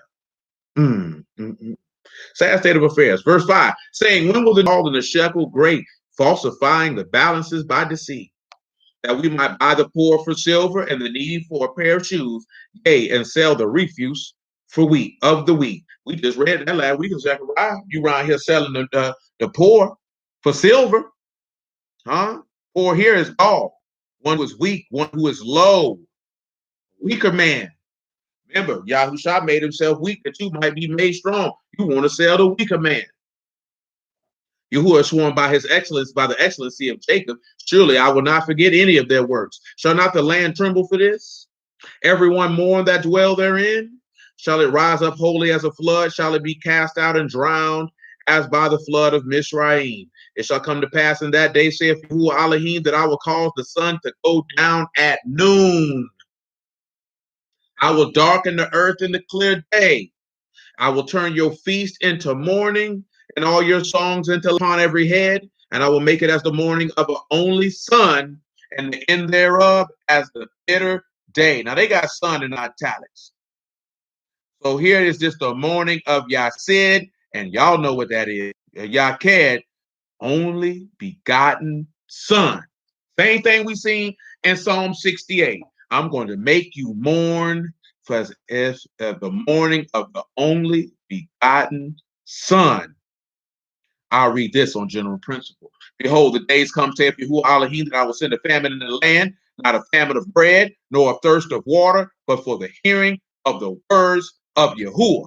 And they shall wander from sea to sea, and from north even to the east, and they shall run to and fro to seek the word of Yahuwah, and shall not find it. That's why you have to appreciate the goodness and mercies of the living Elohim, because there will come a time when you ain't gonna get no word. Because where there's no vision, the people will perish. See, where there is no spirit of prophecy, aka the testimony of Yahushua HaMashiach, the people will surely faint. See, we don't want to believe that, because again, we like to set the teachings to be in everything else, because then Elohim is really moved out to play. He really moved out to play. And then the people are not really trusting in Elohim, they're trusting in themselves. On back to Ezekiel chapter 32. So you see, you got your two witnesses, and there's many more. His fourth is him making it dark. But we'll just keep that right there. Ezekiel 32 and 9. Ezekiel 32. You know, you got to thank the Lord for understanding. A lot of people don't have it. A lot of people don't want it. You got to ask yourself, what is it that you want? What is it that you desire?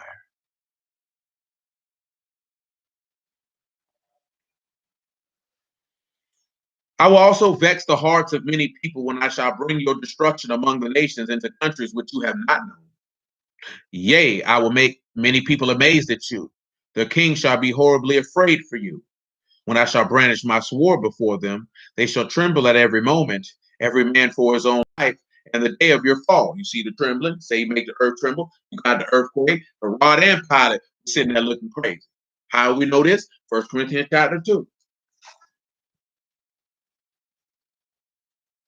That's how we know this.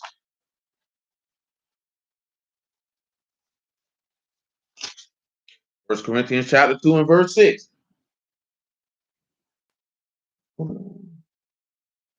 Verse 1 Corinthians chapter 2, verse 6.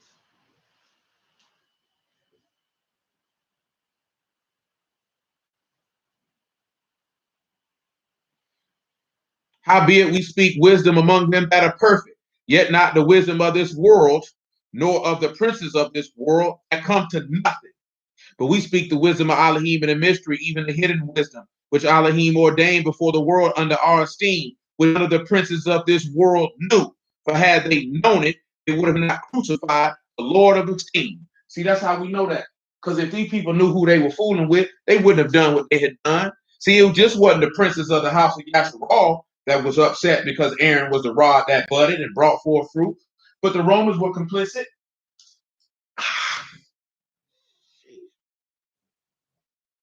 Romans were complicit. Let's return to Ezekiel chapter 32.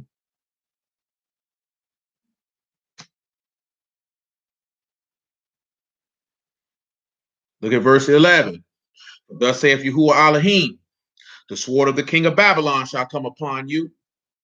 By the swords of the mighty will I cause your multitude to fall, the terrible of the nations. They shall spoil the pomp of Mizraim, and all the multitude thereof shall be destroyed. I will destroy also the beast thereof from beside the great waters, neither shall the foot of man trouble them any more, nor the hoofs of beast trouble them. Then will I make the waters deep and cause the rivers to run like oil, saith Yahuwah.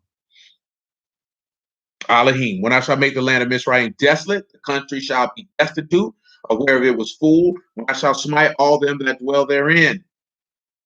Then they shall know that I am Yahuwah. This is the lamentation where they shall lament her. The daughters of the nation shall lament her. They shall lament for her, even for Mizraim, and for all the multitude. Saith Yahuwah Elohim.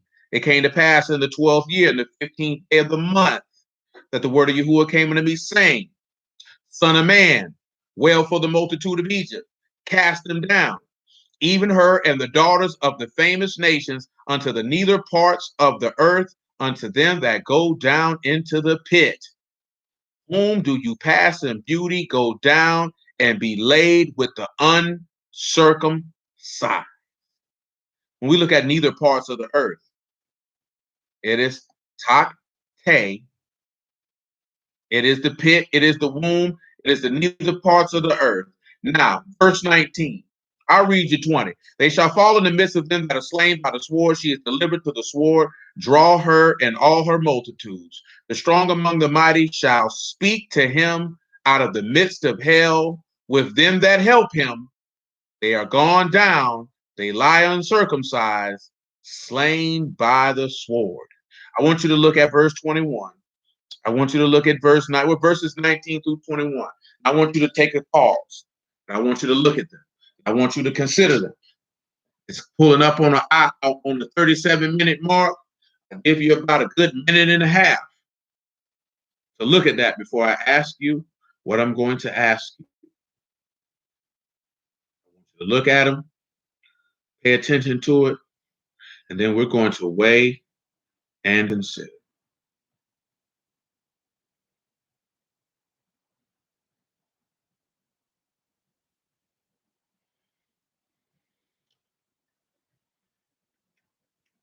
All good. You ain't but 30 seconds in. Ain't but 30 seconds in.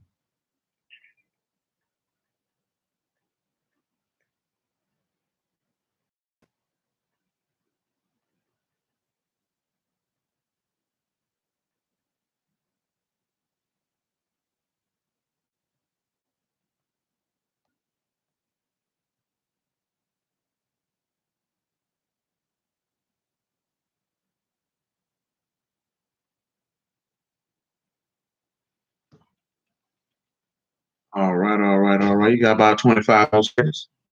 25 more seconds.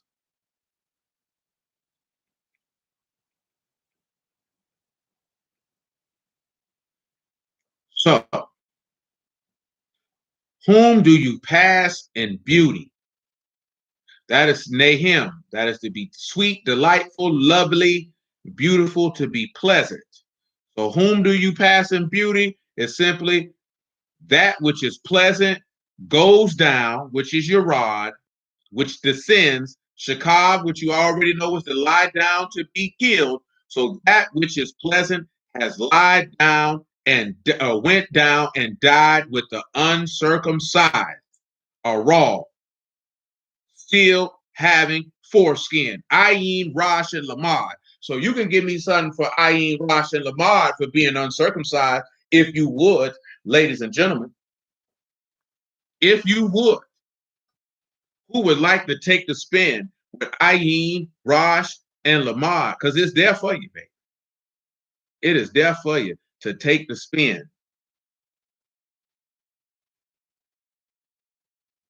Who wants to take it?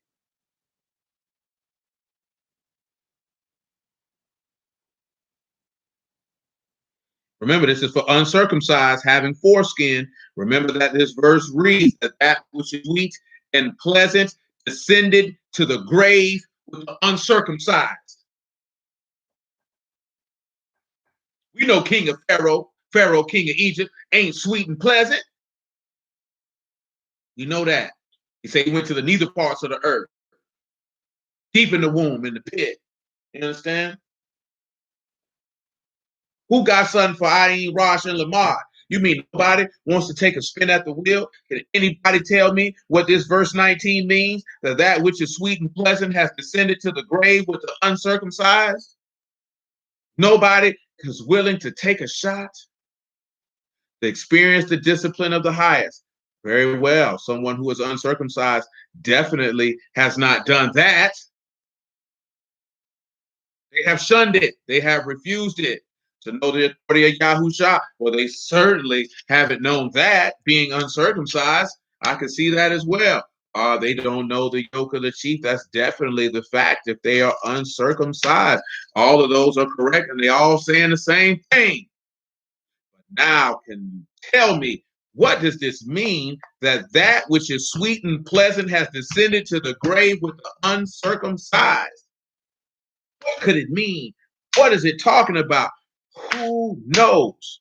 Oh, yeah, by the way, I told y'all free tickets for children. Some company we did business with sent me all these doggone tickets, man. I want all these doggone tickets, man. That nigga son a lot. Oh, no, that don't sound weird at all only because it might sound weird in the context of the society that we dwell in. But shoot, without the context of the society that we dwell in, that's perfect sense.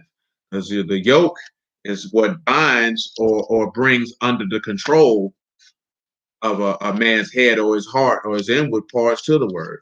And definitely apropos as well. And what that nigga BOA said, man, which is the truth. That nigga was talking about son how women say why men get younger women because they're easier to control. And he made a strong point. He said, of course, who would want an uncontrollable woman? Now, why do I mention that? Because see, Yahuwah only wants people that he can control. Not control is the fourth aspect of what people think that they can control. Because when you're talking about an aspect of a relationship, a man having a woman that he can control, it simply just means a woman that he can direct. Because what man would want a woman who was without direction? When she's without direction, she can't be with correction. And if she can't be with correction, she can't be with any type of elevation or implementation of anything profitable because she is going to be without the yoke. She can't be reined in. So when you look at that yoke, you put the yoke on the body, it rein them in. Take you back when you casting down the imaginations of the heart to bring it into captivity to Mashiach. See, you reining that stuff in. We go back and we were talking about them fruits. That's self-control, that temperance. You can take that there too as well, my friend. You could definitely take that as well when you're looking at that which is sweet and pleasant, because he said, you know, he wanted ripe grapes, but he got wild grapes. When we look at that which is sweet and pleasant going down into the grave, of course, that's Yahushua. Who is he going down to be uncircumcised with? We'll go ahead and hit the apropos verse in Jeremiah chapter 4, and then we'll swing to Colossians to back that up, because there is no conversation from Yahushua directly in the Gospels about the circumcision of the heart, or we would certainly read it.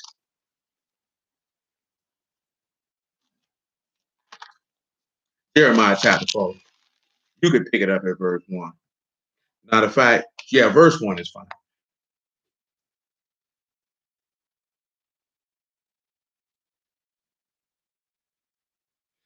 If you will return, O Yashua, say, if you will return unto me, and if you will put away your abominations out of my sight, then you shall not remove.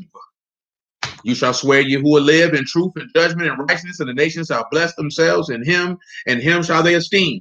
But thus saith Yahuwah to the men of Yehuda and Jerusalem, break up your fallow ground, and sow not among the thorns. Circumcise yourselves to Yahuwah, and take away the foreskins of your heart, you men of Yehuda, inhabitants of Jerusalem, lest my fury come forth like fire, and burn that none shall quench, because of the evil of your doings. You can drop down to verse 14 on general principle. O Jerusalem, wash your heart from wickedness, that you may be saved. How long shall your vain thoughts lodge within you? See, this is what happens when you don't get circumcised. Now, of course, him who is sweet and pleasant, that could take us to Isaiah 53 as well. He has descended to the grave amongst those who have not been circumcised. So this is in reality him preaching to the spirits in prison, because these men hadn't been circumcised in the heart. Remember, Genesis 17, the covenant of circumcision of the penis had been given. That in Matthew chapter 27, that the saints arose with him upon his resurrection, because him that is sweet descended down with the uncircumcised. They weren't uncircumcised in flesh, but they were uncircumcised in heart, because they had never heard of his fame. I think the verse before that makes mention of that. If I'm not mistaken, son, we look at it, I got ahead of myself, but forgive me either way. Come over here to Colossians chapter 2, which goes into what Yahushua tell you to make you to be born again, if you would. Because you're going to have a new heart. You're going to have to be circumcised in the heart. A lot of individuals have not circumcised their hearts. The same way that they were running at Paul when Paul was telling the people, I'm not stressing somebody. He told you this. Circumcision availed nothing. Uncircumcision availed nothing. But obedience to God is what matters. If you don't obey, what good is your circumcision?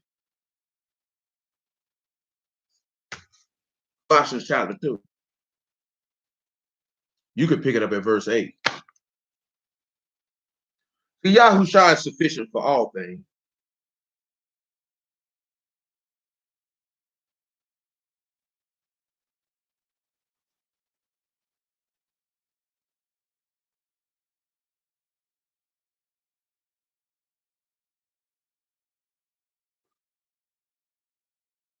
And it's good because we haven't been in Ezekiel 32 in about 5-6 years. So it's good to swing on back around this corner.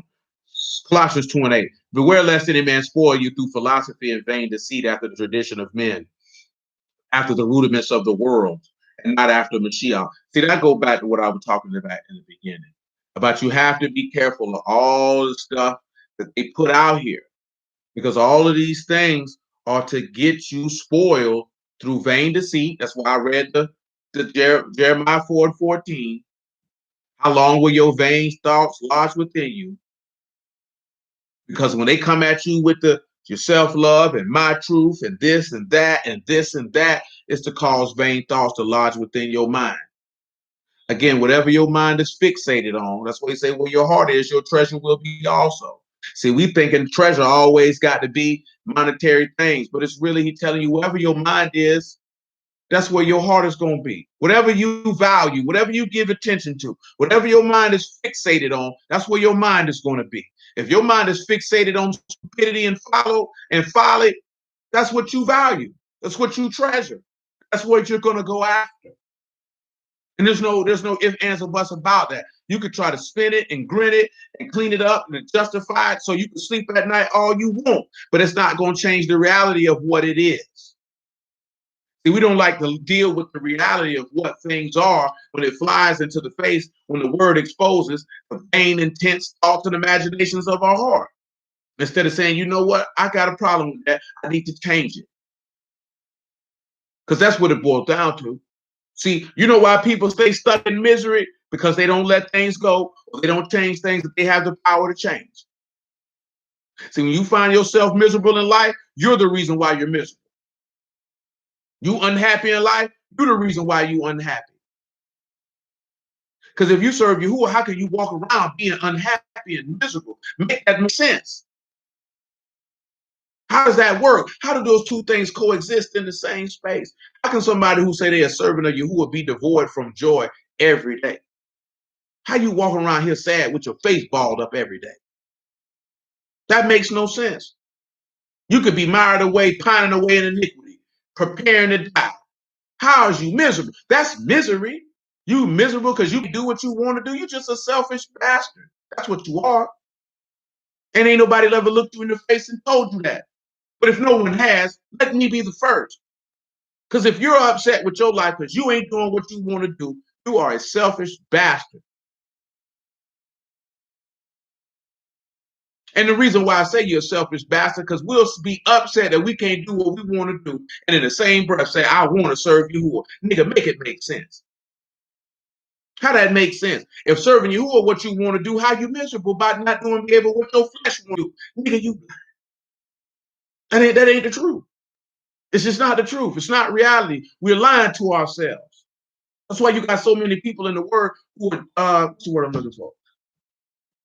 I'll say disenchanted. They upset because you thought you could come in the word and do what you wanted to do. Or you thought if you did this and you did that, you would get all this other stuff on the side. When you didn't realize he gave you the greatest thing that you could ever get. It can't be no monetary value on it. See, this is one of the reasons why I can say what I'm talking about when I'm dealing with this word. If I was at $1 or $1 million, I have a wealth that cannot be quantified through human economics. I have to live in Elohim. I could never be poor. Never. Ever. You know what I'm talking about? So I don't put trust in Federal Reserve notes, Chinese yen, euros, gold, nor silver. Because all those things will perish. And the earth will right along with it. You know what I'm talking about? So in the grand scheme of things, those things don't matter. Not to compare, because see, I have a wealth that anybody can't just go and acquire. You can't just get decided and say, well, I'm gonna pick up the Bible and hustle up me the riches of faith. Oh no, you can't do that, son. You can't do that, son. He has to bestow upon you those riches. See, we don't value that. And like I've told you in the past, you don't value it because it's nothing that you, because that's what our biggest problem is in this world is you're trying to impress other people. You're trying to win the approval and validation of other people. That's why he said you can't believe because you seek honor one from another and not the honor that comes from Elohim only. See, that's our problem. The Lord knew what he was telling you when he told you that in John 5:44. That's the problem. Colossians 2:9. For in him dwell all the fullness of the Elohim bodily. And you are complete in him, which is the head of all principality and power, and whom also you are circumcised with the circumcision made without hands, and the putting off of the body of the sins of the flesh by the circumcision of Mashiach, buried with him in baptism, wherein also you are risen with him through the faith of the operation of Elohim, who have raised him from the dead, and you being dead in your sins and in the uncircumcision of your flesh, have he quickened together with him, having forgiven all your trespasses. But the key things is that you are circumcised with the circumcision without hands, putting off the body of sin. That's where you see the beauty of the goodness of Elohim, and this is Ezekiel 32:19, because that which is sweet or pleasant has descended to the grave with the uncircumcised. See, come over here to 1 Peter 4, because I know some people don't know nothing about preaching to the spirits in prison or what I'm referring to. Some of you are much more informed, and that's fine. So let's pick this up at verse 1 of 1 Peter chapter 4. Verse 1 is just for general principle, because we don't really need all of it. But I feel like sharing. 1 Peter chapter 4 and verse 1. For as much as Mashiach hath suffered for us in the flesh, arm yourselves likewise with the same mind, for he that hath suffered in the flesh hath ceased from sin, that he should no longer live the rest of his time in the flesh to the lust of men, but to the will of Elohim. For the time past, our life may suffice us to have worked the will of the Gentiles, when we walked in lasciviousness, lust, excess of wine, revilings, banquetings, and abominable idolatries, wherein they think that it is strange that you run not with them to the same excess of riot, speaking evil of you. See, I came there for this reason specifically.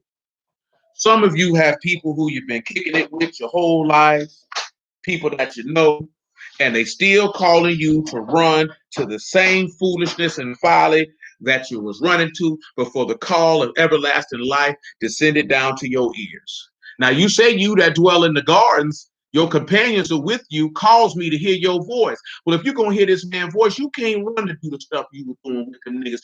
You're going to have to see what's in Leviticus chapter 20. I have severed you from amongst people that you might be mine. You're going to have to cut them people to swallow. Because yes, they're going to speak evil of you because you're not running to do what you used to go run to do. But one thing you're going to have to do is you're going to have to be a man. And you're going to have to stand. And if they're your friends, if they really your niggas, they're going to understand and respect what you got going on. And even if they don't respect it off the top, if you consistently apply information over an extended period of time, they ain't going to have no choice. Because most of y'all know when you come to tell people, say, I'm coming to serve God, people don't take you seriously. And it's not that they don't take you seriously per se, because they're not looking at it and saying, oh, I know I'm an Israelite, I haven't heard the gospel.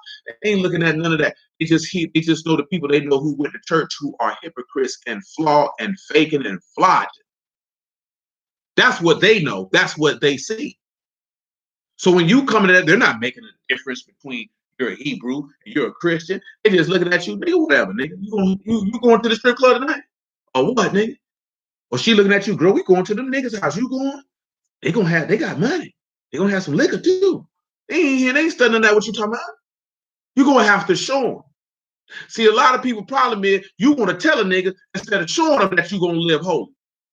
Stop telling them about it and just show them. See, when them phone calls get shorter and them phone calls stop and you stop coming through and you stop doing this, that, then the third, they be like, you know what?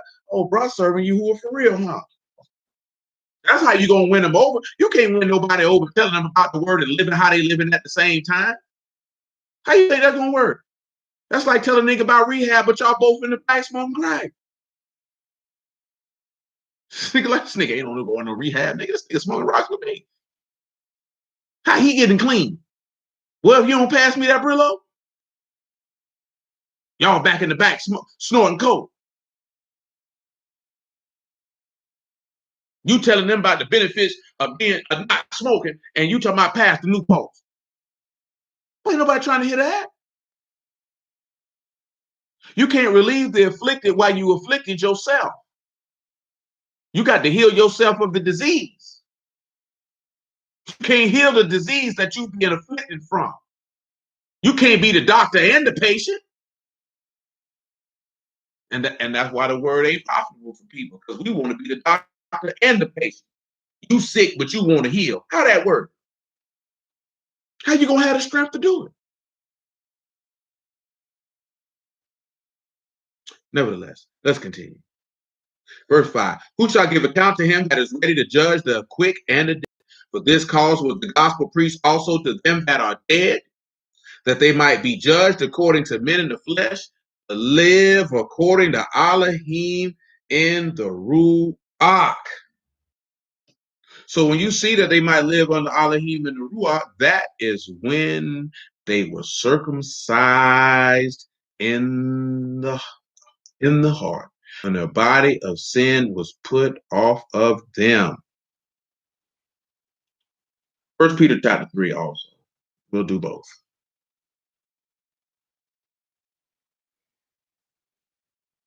You can pick it up 3 and 14.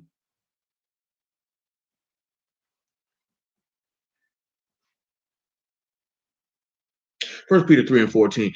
But and if you suffer for righteousness' sake, happy are you. Be not afraid of their terror, neither be troubled. But sanctify Yahuwah Elohim in your hearts, and be ready always to give an answer to every man that asks of you of the reason of hope that is in you with meekness and fear, having good conscience, that whereas they speak evil of you as evildoers, that they may be ashamed that falsely accuse your good conduct in Mashiach. That's why I mentioned what I mentioned before. If you know that your conscience is clear and people are speaking evil of you as if you doing wickedly, that they are speaking against Elohim falsely.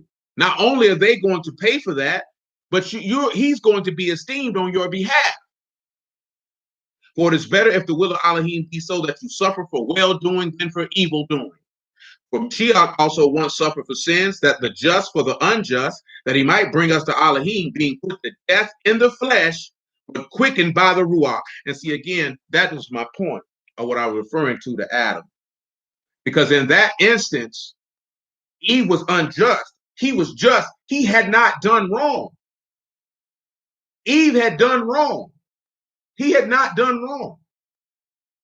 So you don't look at it as that when he partakes in the apple, he's the just deciding to suffer for the unjust, that he might be put to death in the flesh, that later the second Adam might be quickened by the Ruach to give life. But we missing that because we want to argue gender wars. Why wasn't he there to protect her? See, the black woman ain't never been protected. See, that's foolishness. That's nigger narrative. That's social media talk. That's a bunch of lonely, bitter women who run off the men who would have protected them. See, you can't be around here snoring and then expect a man of honor in high degree to treat you as a woman of value and worth. It don't work like that. That's the movies, that's TV. That's why they always give you that character archetype in television of a lame dude falling in love with a whore. Because they're trying to condition you to love whores, because all the goddess archetypes are whores. But they won't tell you that. All these black women running around here talking about they goddesses. That means you're a whore. And that's not on some, oh, you just believe the Bible. That's why you saying that. No, you ignorant slut. Go read about goddesses. And I call you a slut because you claiming you a slut because you saying you a goddess. See, that's our duty. Remember what he tell you in Isaiah 27, that this iniquity will not be purged until you take all these idols and beat them in the talk stone. So if you want to be a whore, then I'm going to call you a whore. Because if you say you're a goddess, you're a slut. Isis was a slut. Athena is a slut. Diana and Venus, all of them were sluts. Go read about them. They were whores. They slept around.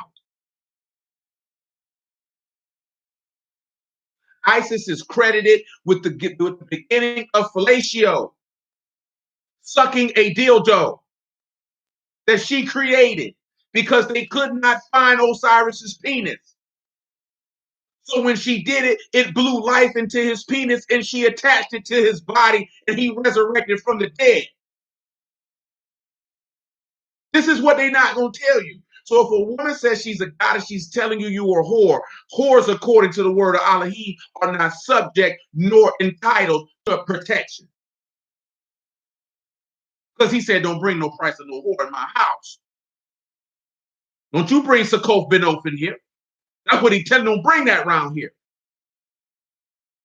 And in this society, in this culture, they're telling men to accept whores.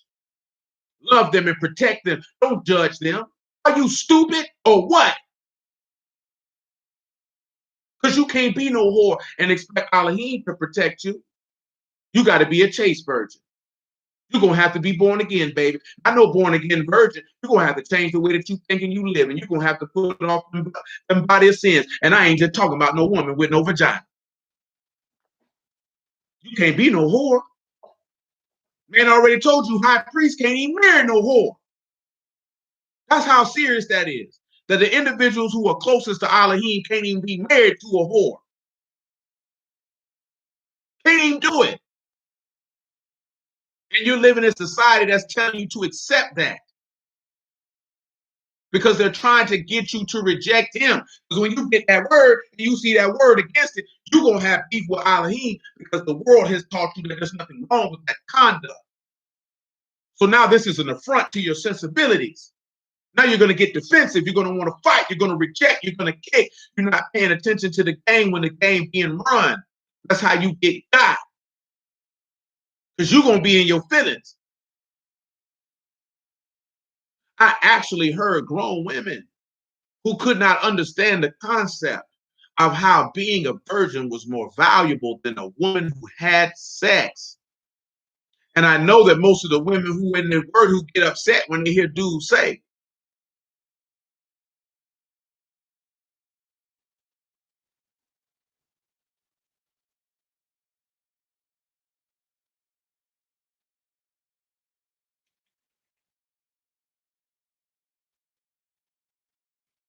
when they hear dudes say that they want a virgin because they know that they're not one.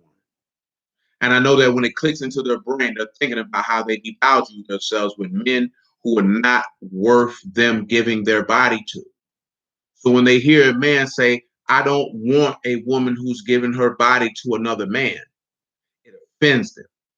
The same way when I told you last week, when you see dudes say, oh, the 144,000 is this, they don't want to sit back and deal with the fact that Yahusha didn't have sex with a woman. So of course the men who are following him wherever he goes ain't had sex with no woman, because they're going to be like the lamb who they're following. Because then they go to think about the women who they done had sex with, and they see that that disqualifies them. Now they're offended. And there's nothing to be offended about, because male or female, a person who has not had sex is of greater value than someone who has. Deal with it. It is what it is. I'm not going to be looking salty at no dude who ain't had sex because I done had sex before and he part 144,000. Hey, man, we still in the kingdom, bro.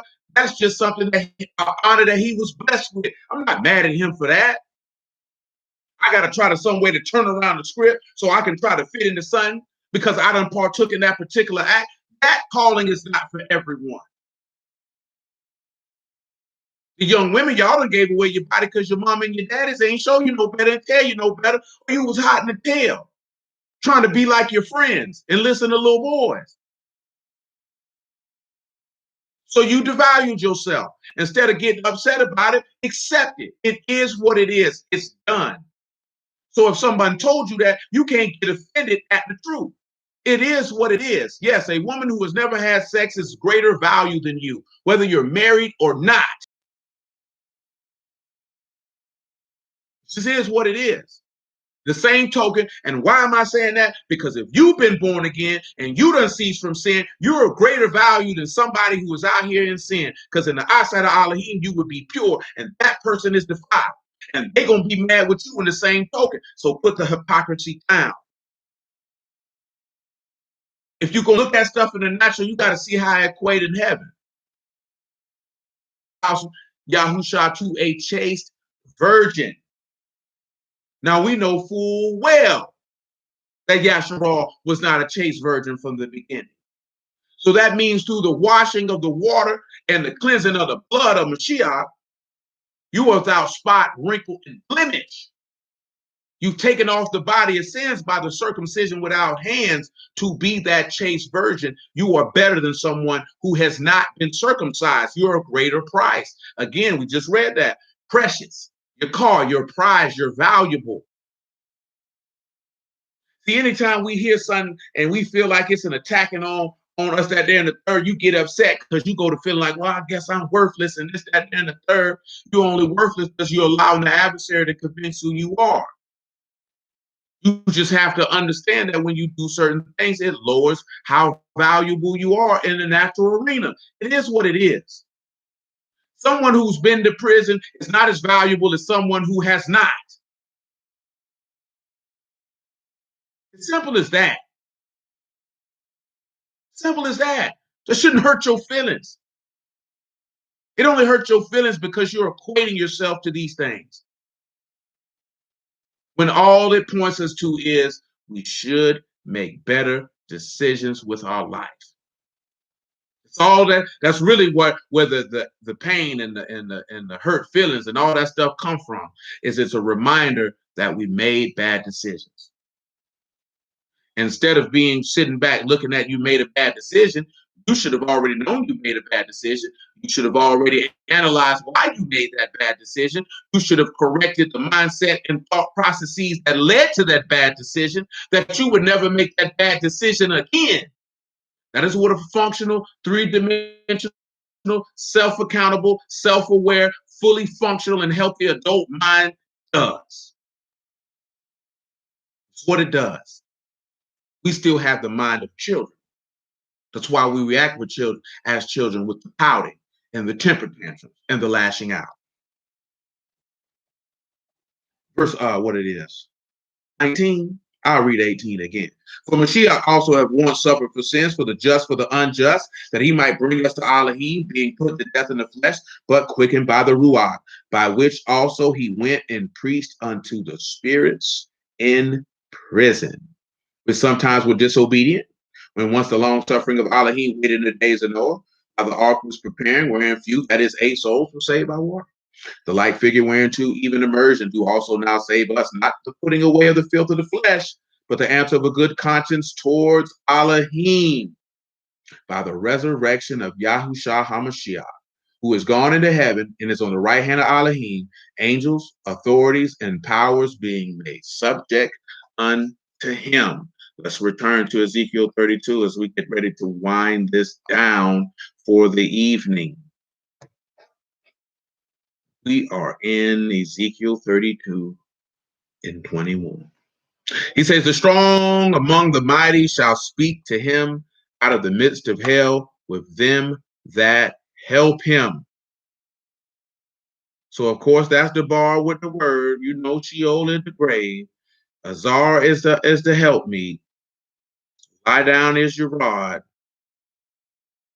Lie is your cob.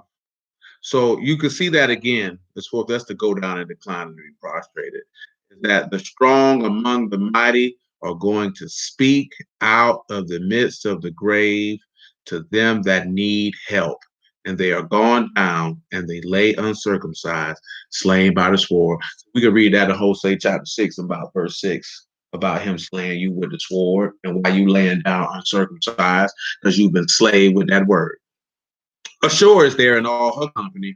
His graves are about him, all of them slain and fallen by the sword, whose graves are set in the sides of the pit.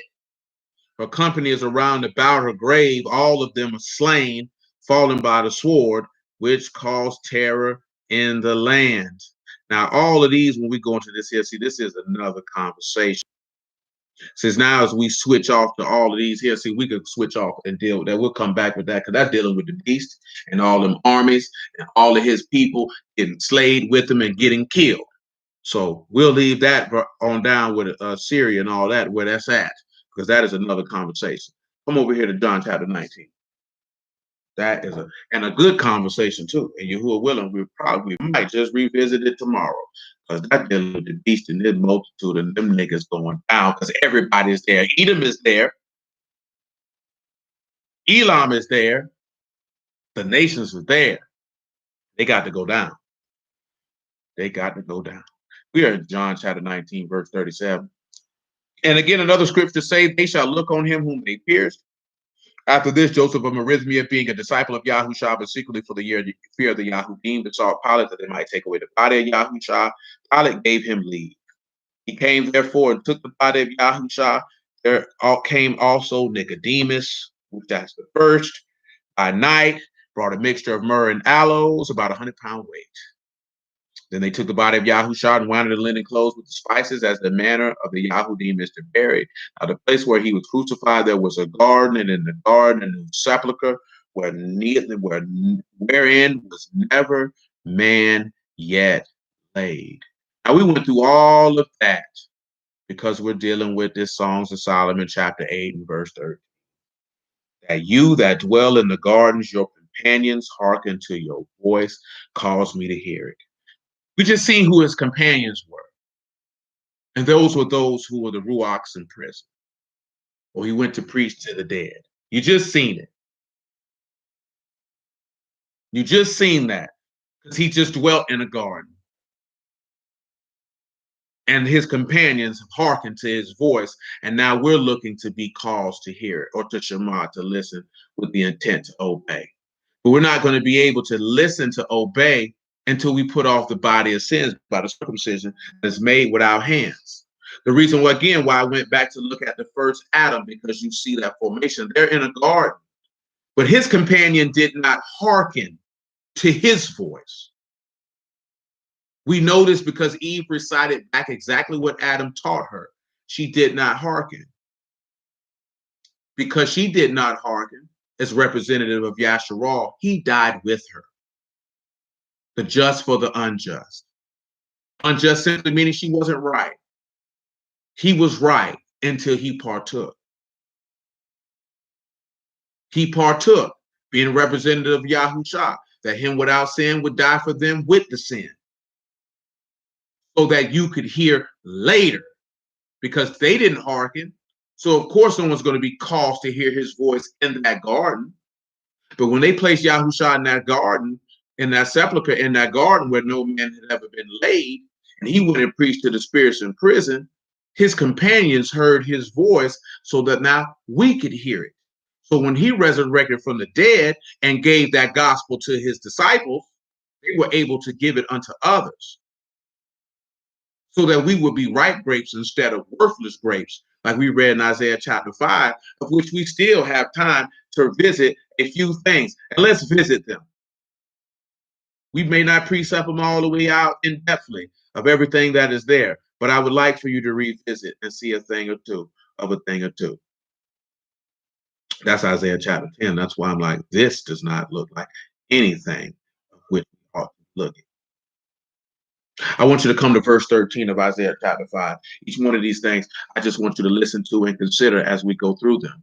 You can probably think of things in the gospel and even things in this present time of which we dwell that will correlate with what we're about to hear. It says, therefore, my people are gone in captivity because they have no knowledge. Their honorable men are famished and their multitude dried up with thirst. Well, if you recall, now remember, captivity here is galah. And it means to uncover or remove or to go into exile, to reveal your nakedness. So the people are uncovered. See, we like to say, oh, covering as far as a man being somebody's wife, when really when you're looking at being covered, your sins are covered. That's why he told you to watch and keep your garments, because I come as a thief, lest he come upon you naked and your shame is shown. Remember, he told you that in Exodus, that you'd have made the people naked before their enemies. The sin is exposed before death.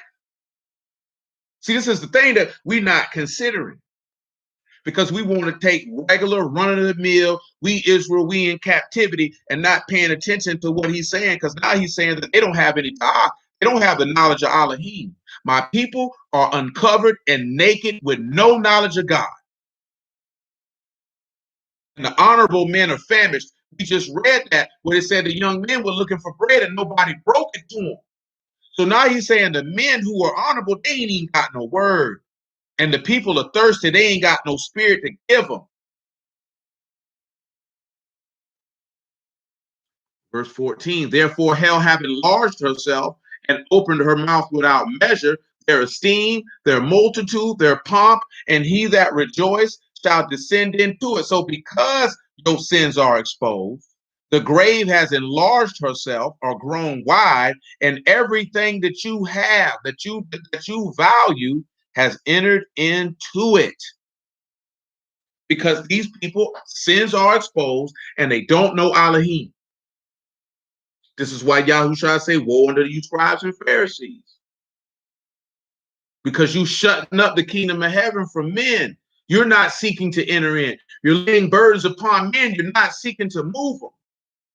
See, we looking at the government, talking about the government oppressing us, when truth be told, the people who are doing the most oppression are the people who are falsely saying that Yahuwah has sent them to teach his word. They're oppressing people with death. They're not removing the violence of death off the people's souls. And you worry about the government when most of these brews are oppressing you, but you don't feel the oppression because they're not busting you upside your head with a nightstick.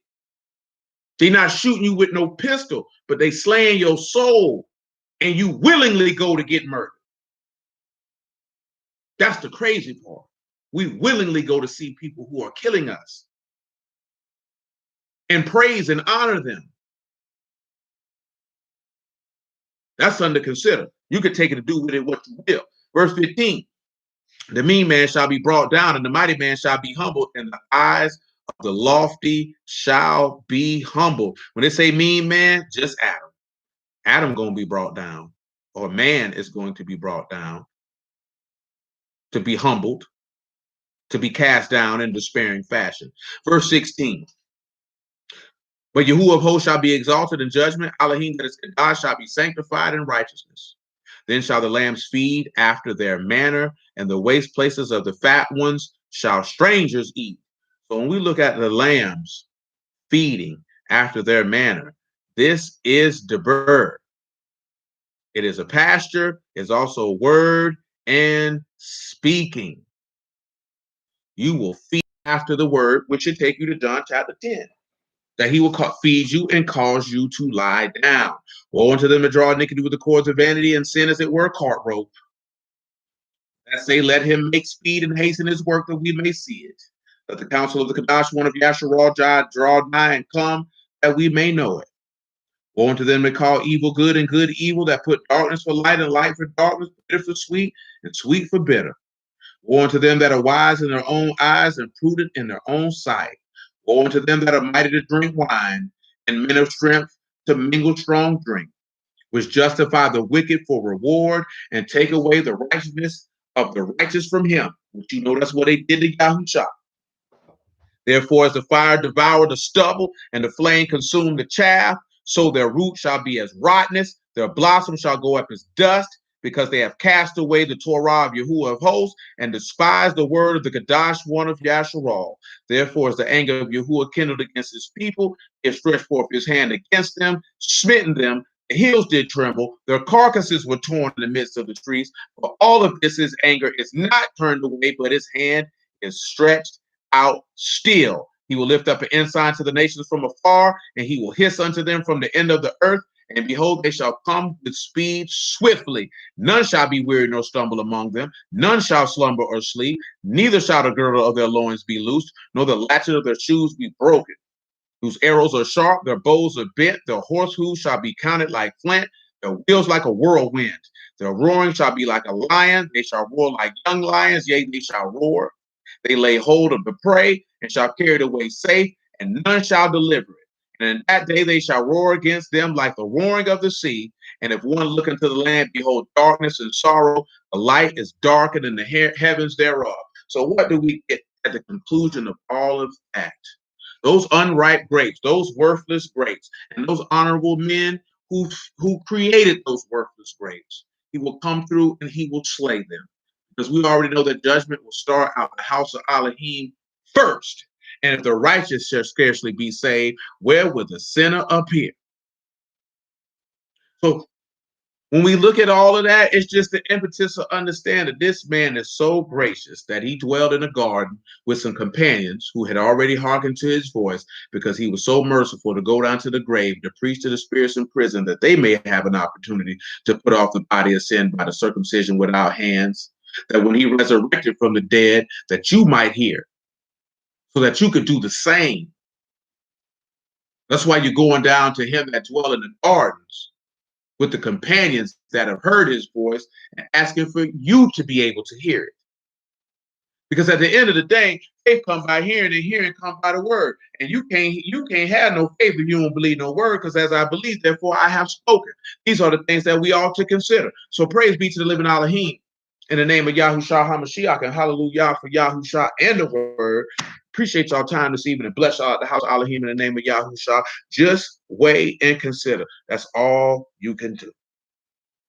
Once you weigh, once you consider, then you're going to have to make a decision. What are you going to do? What are you going to do? That's it. You going to serve Yahuwah or you not? And when I say serve Yahuwah, I mean to serve him from the heart with delight and joy. Many of us are not happy to delight. You don't wake up with a delight to do what this man asks you to do. How do we know that? Because you don't even delight for the people who have authority over you in life and what they ask you to do. They put it to you this way. We look at our jobs and say, I'm going to the plantation. You ain't no slave. You might be a debt slave according to the construct of the economic system, but you ain't no slave. You volunteered for that job. You sought them people and asked to work there. So how are you on a plantation when you asked to be employed here? And if you don't like where you're employed, then you have the intelligence, the wherewithal, and the ability to go do something else. But you're not on a plantation because you asked to work there. You sought them people to compensate you for a set of skills that you possess. So you should be thankful that you even have the ability to provide for yourself, because there's many people who don't. And most of you already know, in the midst of a quarantine and a lockdown and a shutdown throughout all the country, by the grace of Elohim, every last one of us was able to maintain themselves. You may have been able to do some extra things that you wanted, you may have not. But every day that Yahuwah permitted his breath to be in your lungs and your eyes to open, you had a roof of which you had to dwell. You had clothes of which you could put upon your back, water of which you could wash your body, and food to place in your stomach for that day. You ought to be thankful and delight in every opportunity that he allows you to sufficiently provide for yourself for that particular day. But we're ungrateful. We're unappreciative. And that's why many don't get an increase, because you don't even appreciate what you got. So why would he give you more? You know what I'm talking about? Because it's somebody that ain't ate today. I'm talking about not even on no child tip, grown people. Ain't got nowhere to sleep, they can't even bathe. Might not have the clothes you like, but you got something on your back. How you not happy? Not on top of that, and I say happy, why are you not joyful? Then on top of that, you get to serve Yahuwah in the faith of his son. How could you be sad? What is so difficult about your life, you ungrateful bastard? Because there's somebody who died, as those words just left out my mouth, that never got an opportunity to serve Yahuwah and Ruach and in truth. And now they're going to have to go before this man uncovered. Uncovered. But that's not your problem. You don't have that type of problem. And yet there's no joy in your heart every single solitary day that you're alive. We know that things can happen to shift your mood and upset you and things of that sort. But that's when you have to train your mind to remember who is faithful and his mercy endures forever. Let me get myself. You know what I'm saying? Let me get myself together. It ain't really that bad. I could be out here dwelling in wickedness,